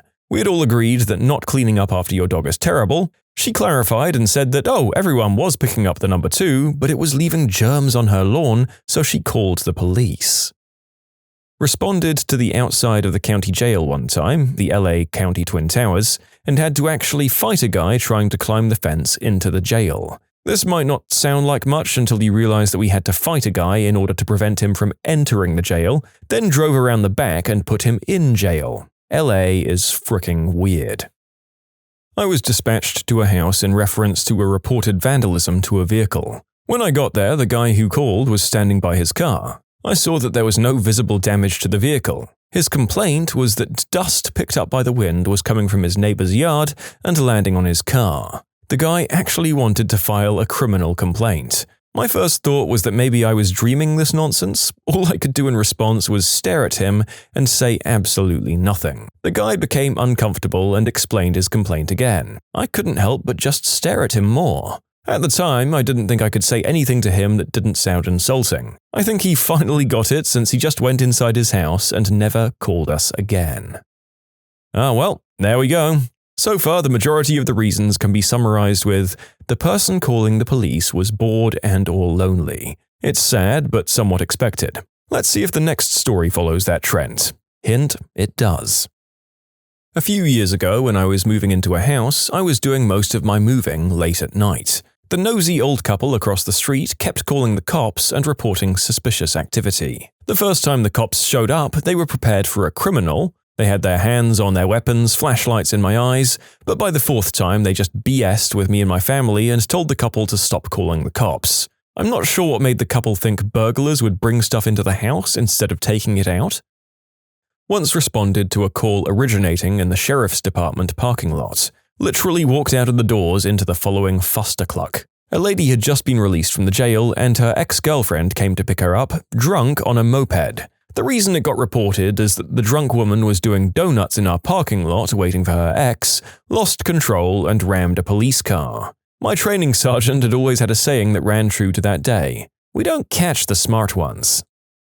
Officer here, working 2 years in a large city. The first call that truly made me question my job choice was a disturbance between a husband and wife. Officers had been out of the house earlier in the day and the wife called 911 a second time. The wife called and said she and her husband were arguing because she wanted to do the deed but he refused because her hoo-ha stunk. It was difficult to remain professional. I was an EMT. I was called to a sick person which turned out to be a perfectly fine person that just wanted a medical checkup. And because he thought that all EMTs were doctors, we could just give him one for free since we were already there. Cop here. We have a guy in town who's a paraplegic and confined to a wheelchair. He also has a totally abrasive personality and is an all-round awful person. The county pays for a caretaker, but he either fires them or they quit because they won't cater to his unreasonable demands. He called 911 once because his trash cans didn't get moved to the curb before trash day and he wanted the cops to come do it for him. The dispatcher routed me the call. I called into dispatch and told them that I was absolutely not going out to put this guy's trash out. They ended up sending the fire department after enough cops mutinied and refused to go. Working front desk at a hotel. Customer called 911 on me because I wouldn't give him a free upgrade. My neighbor hated my Mustang. He started calling the cops on me for drag racing. No, I'm accelerating to the speed limit of 45 from a stop sign. Anyway, he started calling the cops on me when it was a pickup truck, the UPS truck, the garbage man coming by. If he heard an engine, it had to be me. I spent a couple of weeks in Germany. One night, my parents got a knock on the door. It was the cops. They had reports of me drag racing again. My parents handed the officers my keys and said, "He's been out of the country for 2 weeks. You can go feel the engine if you want." The police apologized for disrupting my parents' evening. At the apartment tower I worked security for, some Saudi royal family members called the cops because the working girl they hired took their money and ran. The cops said, "Sure, you can have the money back, but you have to admit to misdemeanor solicitation to do so." And before people ask, their cars had KSA, the Kingdom of Saudi Arabia license plates, and the Saudi royal family crest on it. Also, they admitted to what they did to the cops, so in order for the cops to take the theft report, they'd have to include the solicitation report. I'd say the cops gave them a break by just letting them all go. Soon-to-be police officer here. When I was doing an internship with the local sheriff's office, I was with one deputy and we got called out on a domestic disturbance. Before we could get there, a city police officer intercepted the call and took it, since it was just outside city limits and we were still 15 minutes away. So we continued to patrol the county when the same people called again, specifically asking for a deputy to come out to the scene. We got there, and right off the bat this woman was going on about how the city police officer was very rude to her and she wanted us to go arrest him and have him fired for unpoliceman-like conduct. That's her exact wording, by the way. I had to turn away to keep from laughing in this woman's face. She was very angry because he allegedly said the F word in front of her daughter. Keep in mind, this woman was using that word 3 or 4 times in each sentence. We pretty much told her that our department doesn't police other departments and that she should contact the chief of police and make a formal complaint. This didn't sit well with her, and she told us that we needed to leave before she called the cops on us. Again, I'm not joking. At this point, the guy I was with couldn't take it anymore and told the woman that he was arresting himself and taking himself downtown, and we left trying not to bust out laughing. If everything goes right, I'll have some more stories once I get hired by the sheriff's office. My grandma was recovering from surgery in the hospital once. She had to share the room with this senile woman. I was really young, but this woman was so memorable. Whenever she needed something, like being hungry, bed raised, whatever, she'd dial out to 911, like multiple times in an hour, because you can call 911 for help, you see? I guess eventually dispatch called the hospital and told the nurses station what was happening, and they had to go in there and talk to her about it. Hilarious, though. Well, it's just nice to have one that was based on a misunderstanding rather than the people being inherently crappy or just desperate for attention. I hope they got the old dear to understand. Oh, so many. A woman found a half-eaten sandwich in her unfenced backyard. She thinks someone threw it in there to poison her dog. She saved the sandwich and wanted us to test it for poison. A man called because his trampoline was blowing away in a windstorm. One woman called because someone stole her American flag from her front yard. One of those little tiny yard flags that are about a foot tall and you plant in your grass. She called the morning after a particularly bad and windy thunderstorm. I had to explain to her that it's much more likely that the flag blew away than someone maliciously stole a 50-cent flag. I then found it in a nearby sewer drain. Also, my dog is acting strange. Can you send a police officer? Happens way more than you'd like to think. My favorite, though, is people who call in because people are driving too fast through the neighborhoods. So we go out there and run radar. 9 times out of 10, the person caught speeding is the one who called in the complaint to begin with. I have a family friend that works 911 dispatch, and her favorite call was when a guy called in because he got his sack caught in his zipper jeans. He thought he was going to die and kept crying on the line. I live in a neighborhood, I drive a black car, and it looks sporty. So I routinely have mums with strollers trying to tell me to slow down. And I'm always going 15 miles an hour under the speed limit. They got to where they'd be waiting for me to come home to just yell at me. They called the cops. The cops sat in the woods for apparently 2 weeks getting my speeds. I didn't know. I couldn't see them. Welp, clocked me under every day going to work and back. They ended up telling the women to leave me alone or they'd arrest them for harassment without me even asking them to do anything. My dad was a dispatcher 30 years ago. "Hi, I'm not sure if this is an emergency, but I think my wife is dead." A friend of mine who's a police dispatcher said a woman called the police because her teenager took the rest of the Doritos from the cupboard and wouldn't put them back. So this semester, in class, a student had lost the lock for his bike, so he brought it into the classroom and set it against the back wall. This was against the rules because in a 200-person lecture hall, 100 bikes would crowd the room. However, this was a spacious classroom with 20 students. The professor said he didn't mind the bike being there as well. Well, the professor next door did mind. He saw this guy bringing his bike inside and told him it was against the rules. The student said, "Okay," and walked past. Next week, the professor sees the bike again and says, "If you bring that bike in here again, I'm calling the police." The student laughs it off and walks past. Next week during class, there was a knock on the classroom door. 4 police officers had shown up. One had her hand covering her face in embarrassment and said, "We received a call that said there was a bike in here which is against the rules, making this trespassing. The bike needs to leave or else we have to arrest you." The student said he doesn't have a lock and it will get stolen. The professor knocks some sense into this kid and tells him to go home because it's not worth getting arrested over one lecture. In the end, no arrests were made. I don't think there was a fine either. Police officers all had a look, saying, "Why are we here?" and they just seemed super embarrassed. The professor who called the cops probably got the bad end of that deal, though. The professor whose class was interrupted had a lot of clout at the university and didn't take kindly to the whole situation. You can submit your own stories to be featured here on the channel. The story submission link is in the description below. And if you want to listen to some vibey music in the background, check out easymode, also linked below, and subscribe. There was a lady that called the cops on a homeless shelter because they wouldn't let her turn the dorm into a sauna. She said she was freezing but refused blankets and wanted to use a fire hazard space heater. The cops came, saw the dorm was over 65 degrees Fahrenheit, and told her it wasn't an emergency and left. Had an elderly frequent caller report trespassing. I showed up and didn't see anyone around but her. She said the mosquitoes were landing on the neighbor's dog droppings. She distressingly explained how the mosquitoes would then fly over the fence onto her property. I heard a 911 call where an old woman called the cops because she couldn't open a jar. The woman actually sent the police to help. I went to a house for suspicious footprints in the snow. The footprints led to the oil tank, so I checked the mailbox with the homeowners and found an oil delivery receipt.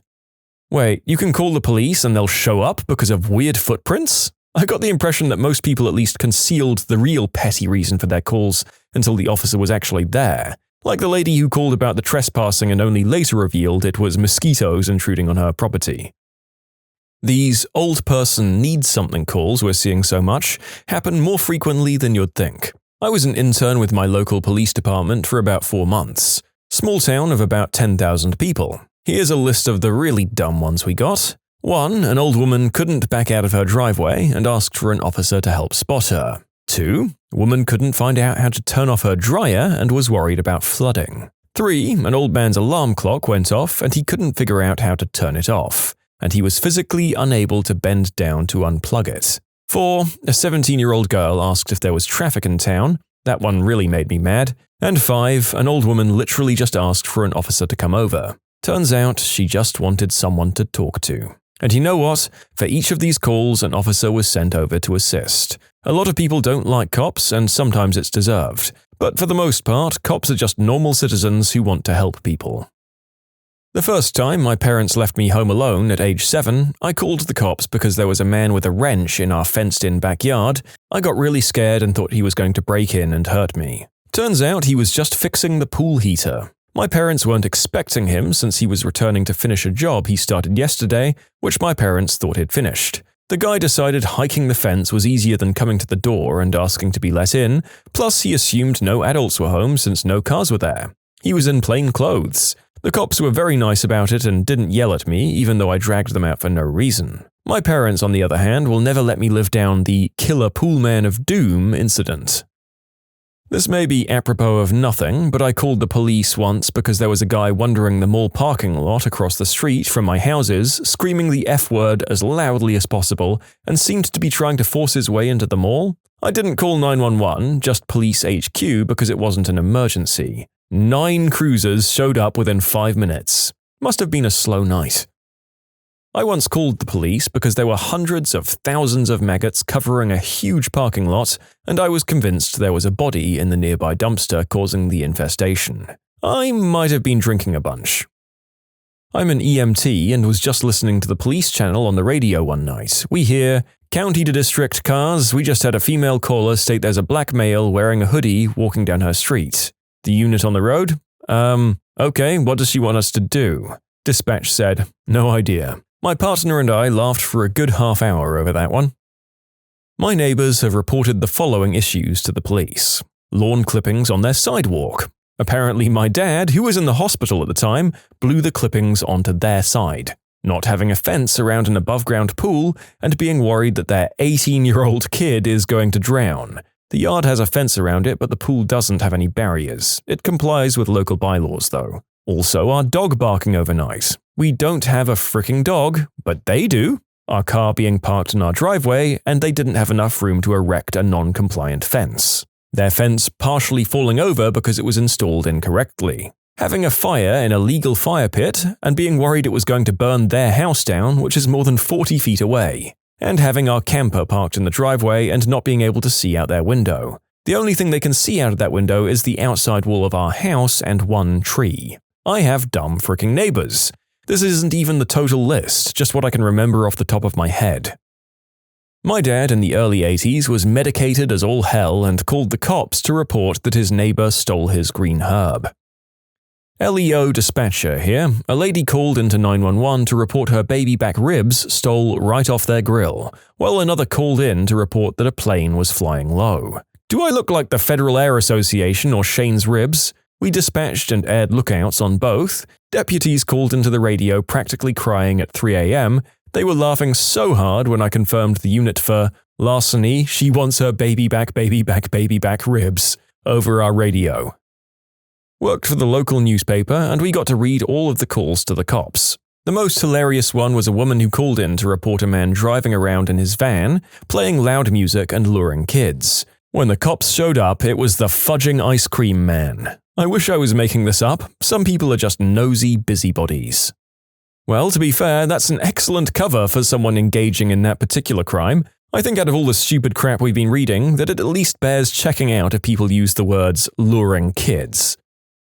I got pulled over a year ago for speeding, 10 miles per hour over the legal speed limit, and not 1 or 2 or 3, but 4 cop cars showed up to the, quote, scene. It was in my super suburban hometown, and I'm a 5'1" female, driving a non-tinted window smaller SUV. I think I can speak for 3 of the cops who were called that it was pretty fricking dumb. Once a lady called us claiming that her neighbor was threatening her. As it turned out, she claimed that her neighbor was plotting an attack against America. How did she figure this out? She had been going up onto his property and looking into her Middle Eastern neighbor's windows and noticed that he had a prayer rug in the middle of the room and said that he worked odd hours. She was given a stern warning about trespassing onto her neighbor's property and told to stop being such a racist idiot.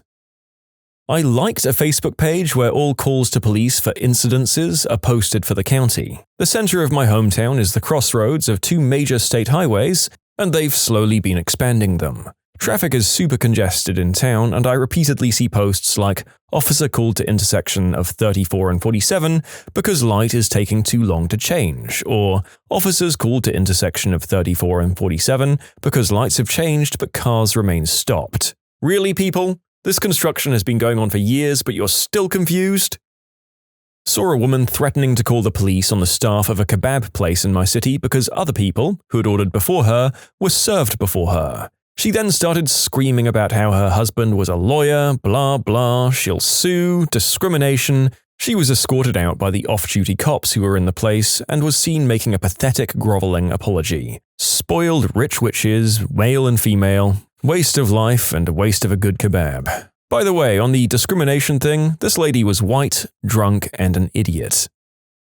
About 12 years ago, I was driving home from a friend's house and I saw an injured raccoon in the middle of the road. It had likely been hit by a car and was unable to move, but it was intact and stood a chance of survival if cared for properly. In a benevolent gesture that was out of character for myself at the time, I called 411 to find out the number for animal control and was told that after midnight, the police took over for animal control. So I called the police and told them there was a hurt raccoon that needed medical attention. In a voice dripping with sarcasm, the dispatcher told me, "Okay, I'll send out an officer to look at the hurt raccoon."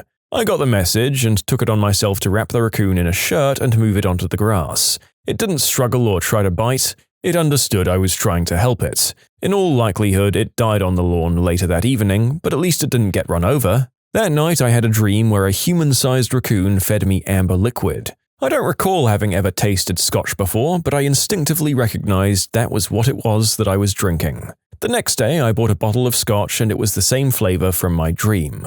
The bottle was empty by the end of the weekend and I wasn't sober again for years. I was living under a bridge by the end of it. It took me everything to overcome the crushing grip of alcoholism, but I finally got my crap together. This April makes 7 years I've been sober. A woman called 911 at 5 a.m. to report her son wouldn't get up to wash the dishes. She went to jail. Misuse of 911 is a crime in my jurisdiction. One's child not doing the dishes is not a valid use of 911 services. Backstory: we live in a 3-family home, and our landlord had agreed to rent the upstairs apartment to a couple moving from out of state without meeting them.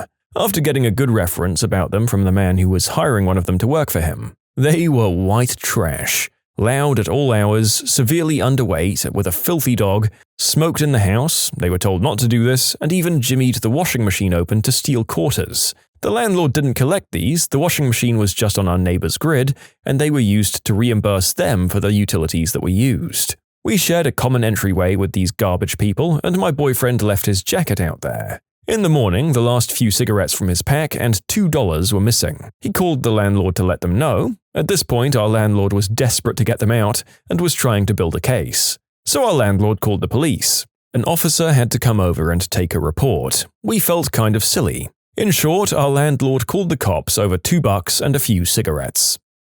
What did your monster of a neighbor do? My monster neighbors? Well, I moved onto a dirt road with several houses on it. My friend has lived down the road his whole life. The people next to my house only came up for the summer and are never there for the winter. When summer comes, however, there's multiple potholes on the road. Curious, I asked my friend. He said the neighbors come up in the summer and dig the holes themselves in order to slow down traffic. So, yeah, that. My neighbor had 2 access roads to his property. He didn't live there, he just had livestock there, and he insisted on using the one that cut through our property despite the fact that it was actually the longer road, and it was a literal unpaved road through the woods. He didn't have an easement or anything, he just assumed that since he had to drive through our property to get to that crappy lane, he was allowed to do so. He was also a total jerk to us for no reason. He never said hi, he got upset if we were too close to his property, despite the fact that he literally drove through ours every day. Revenge came when lightning struck a tree in our woods and it fell right across the access to the lane road, on our property. He hired a service to chop the tree up and told them that they could have the wood as part of the payment. It was some very nice walnut. My dad wasn't having any of that. He walked down with a copy of the sale documents, pointed out the marker that clearly separated our land from our jerk neighbor's land, and got the neighbor to admit that the tree in question was both from our land and currently laying on our land, not the neighbor's. And then my dad sent the crew packing and told them if they took so much as a branch from that tree, it was theft, and he, a lawyer, would see them in court for it. It's been over 15 years and that tree is still laying across the access to the lane road. He can still access his property via the other road, so he didn't have a leg to stand on to force an easement. Screw you, Jim. Ugh. My upstairs neighbor, who, long story short, got super heated about how I didn't see him in the hallway and say hi one time, and then blamed his outburst on the fact that laundry makes him cranky. He drunkenly tried to get into my apartment last afternoon and then asked if I had a problem with him. When I explained that his behavior made me uneasy, he called me passive-aggressive, and then said that everyone forgets where they live sometimes, and he had forgotten where his apartment was because he was humming as he walked up the stairs. It must be so paralyzing to be that allergic to admitting fault. Well, there's a lot more going on with that guy than just hating being wrong. There are any number of things that could be analyzed by a specialist for hours, I'd wager. What an aggressive weirdo. My neighbor would chant "eggplant-sucking witch" over and over every time I'd do basic things like close the door or take a shower. He'd chant hard enough for me to hear through the wall of my apartment. I was far from being loud. That guy just had so many issues. I got sick of it and called over the landlord. The landlord tried closing one door and the creeps started chanting again. My landlord went over right then and threatened to kick him out if he didn't stop. Luckily, it worked. I don't live there anymore, but I still remember it vividly. My neighbors neglected their daughter to the point that she'd sneak into our house and steal food from our kitchen. Child Protection Services were called.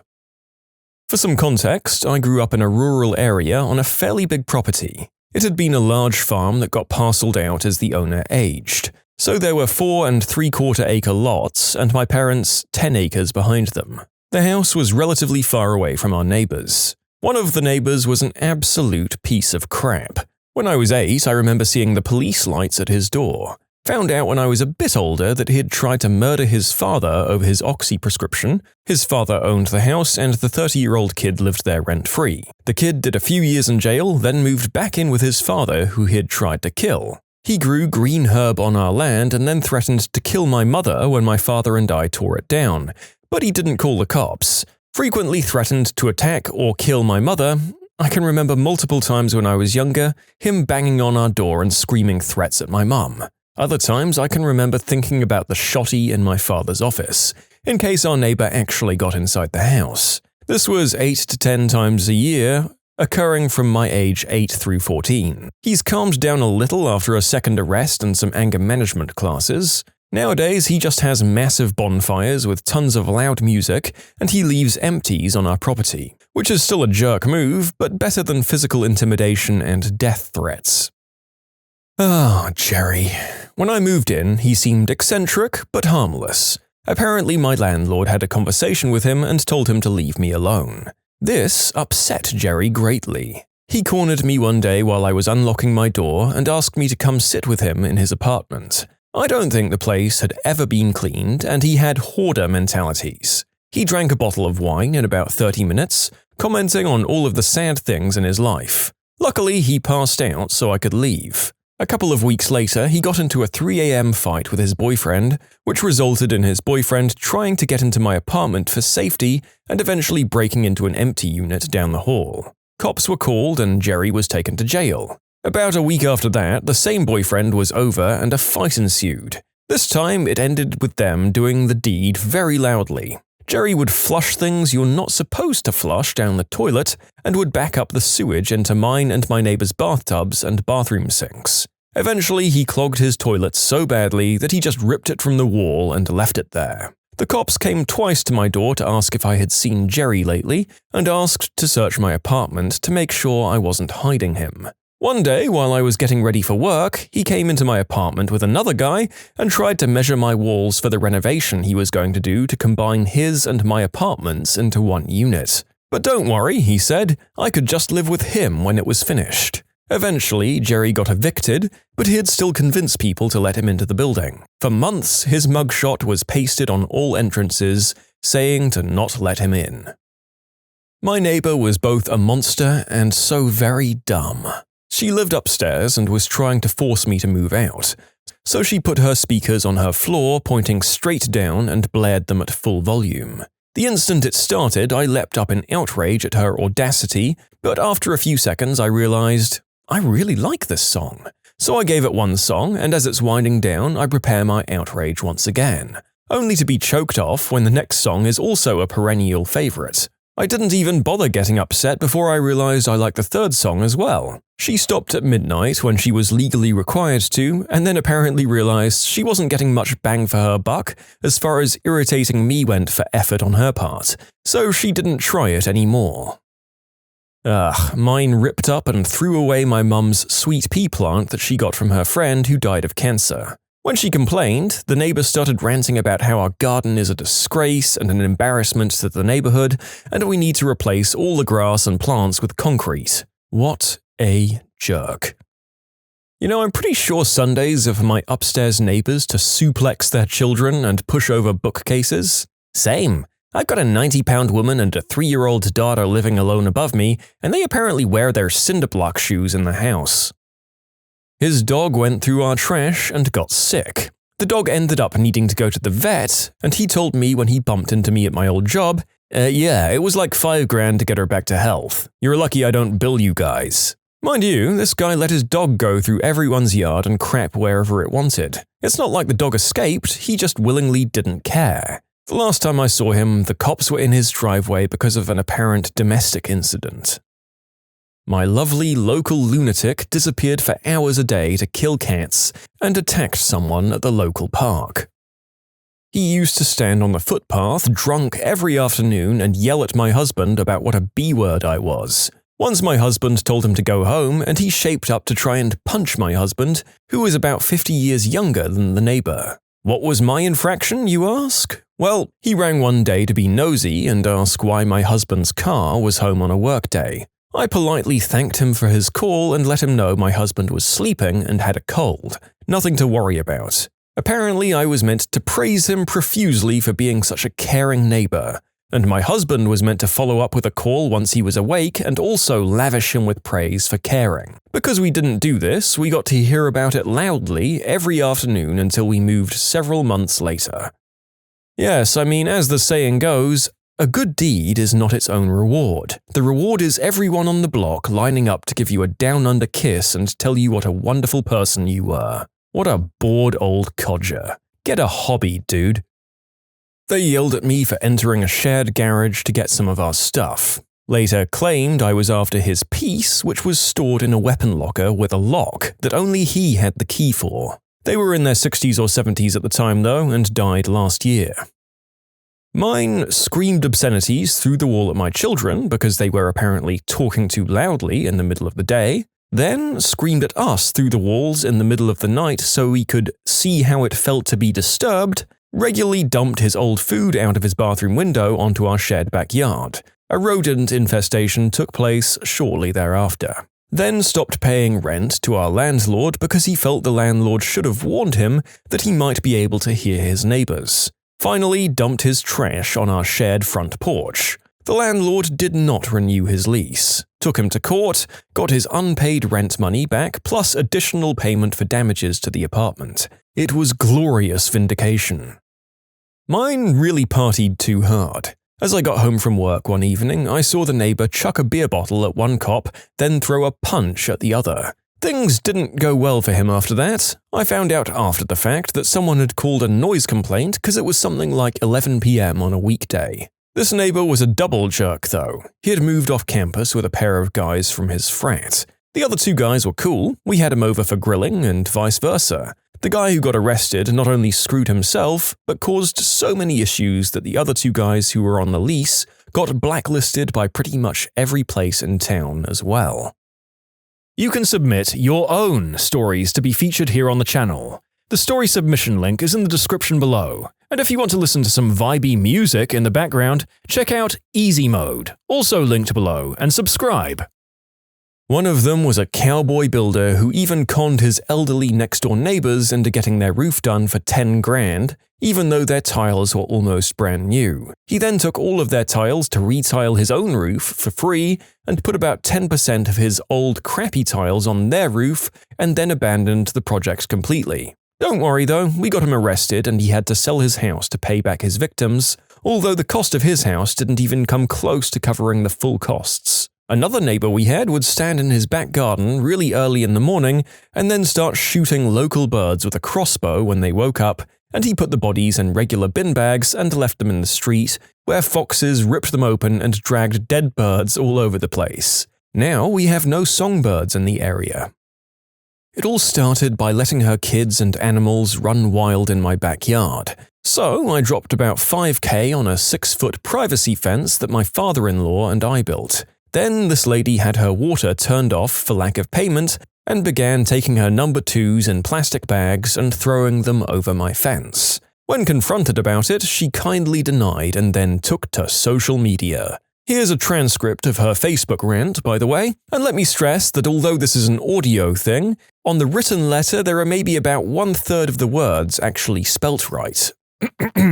WTF, just because you find a bag of crap in your yard, you automatically come to frickin' me? Why? 'Cause I'm not like the rest of you snobby rich mother frickers who likes to talk about ya behind your back, but kind of be neighborly to your face or really not even that. What, 'cause I'm a little wilder, younger, tattoos and piercings and black hair? Better watch it might cast a fricking spell on ya, and so what if I got people coming at night or morning, vice versa. Hell, witch can't even get her freak on, damn. And what just 'cause my yard ain't mowed every 2 days or every weekend, and I'm not spick and span, I got kids and doing by myself everything, so don't expect crap to be perfect. 'Cause that's what you think you are. I'm not rich and I ain't poor. I live life day by day and God put us here to love and be nice to each other, do the right neighborly thing, but no go to have the nose stuck in the air, snobby judging motherfrickers like yourself, and everybody's day will come and he will judge 'cause he can, and is the only one I think I should F you and every other law-bidden citizen bullcrap. Suck my eggplant B-word. Wow. So, I called the landlord and had an eviction notice served the next day. Last year, my neighbor said he'll bash me because I got his driveway wet while I had the sprinkler going to water my yard. I'm not even joking, he flipped out over his driveway getting water on it. He's a substance addict, so yeah. I mean, he must rage every time it rains. Literally, old man yells at cloud. Mine use our trash bin and ram it full of bags of their gross nappies. I so badly want to take the bags out and leave them on their doorstep. Please allow me to vent because I'm in the throes of this BS at the moment. First, they have 4 mini dachshunds that never shut the frick up. I can't even open my back door without these little dogs going off, and they just leave them outside all day, every day. I enjoy sitting outside on a nice day and reading, but nope, I can't concentrate over the ear-splitting constant yapping. Now, I'm a dog person. I own dogs and love dogs, but this complete lack of consideration is mind-boggling. Second, they rent, and I own, but the crazy wife told me that she owns a 3-foot strip of my property and they'll be moving the fence over. I don't have a huge yard, 3 feet is a lot of space. And did I mention they rent? I brought out my survey to say, no, you don't own it, and no, you aren't going to be moving the fence. And she continued to say that they had their own survey, but refused to show it to me. Third, they seem to think it's no big deal if they come into my yard. I came home from work to find they'd moved their water drainage into my backyard. They'd complain about my tree and asked me to cut it down. I said no. They put their garbage cans in my driveway. I've witnessed the wife empty her vacuum cleaner in my driveway. She's blown piles of leaves that haven't even come from my tree into my driveway. Even after I put locks on my gate, she climbed up on a ladder, leaned over the fence and leaf blew all of the leaves in my yard and that were already in piles all over my yard. After that, I put up cameras and I have future plans to press charges for trespassing the next time this crazy witch pulls another stunt. She accused me of calling the police about her daughter's illegal car. I didn't. And then said that I put up a note complaining about her garage. Again, I didn't. She's called the health department multiple times on me for my grass being too long. It wasn't. And the health department didn't cite me. Listen, all I want to do when I come home after a day at work is hang out with my dogs and not fricking talk to anyone or deal with any crap. I don't know what to do about this lady. It's like all these little things she does just toe the line at illegal, and I feel like if I call the police, they're just going to look at it as a petty neighbor squabble instead of harassment. And yes, I've been in touch with the landlord. I completely cut off all contact with the neighbors, and I will now only talk to the landlord. The landlord himself is extremely accommodating and addressed the water drainage thing. The thing is, they're awful neighbors, but apparently they're not bad tenants. They keep their property very clean and tidy and do a lot of work on the house. She's just out of her gosh darn mind. Damn it! At least these awful people usually have the consideration to be equally awful to everyone, so that when the first complaint is lodged, everyone else they've annoyed comes out of the woodwork as well. These absolute monsters might be harder to dislodge. Oh my god, frick these people. I hate them. Busted by SWAT last summer. I had to call into work because of the barricades. There were no arrests, and I never really got the story on that. While we live in houses, we don't have fences around the backyard. They got a dog.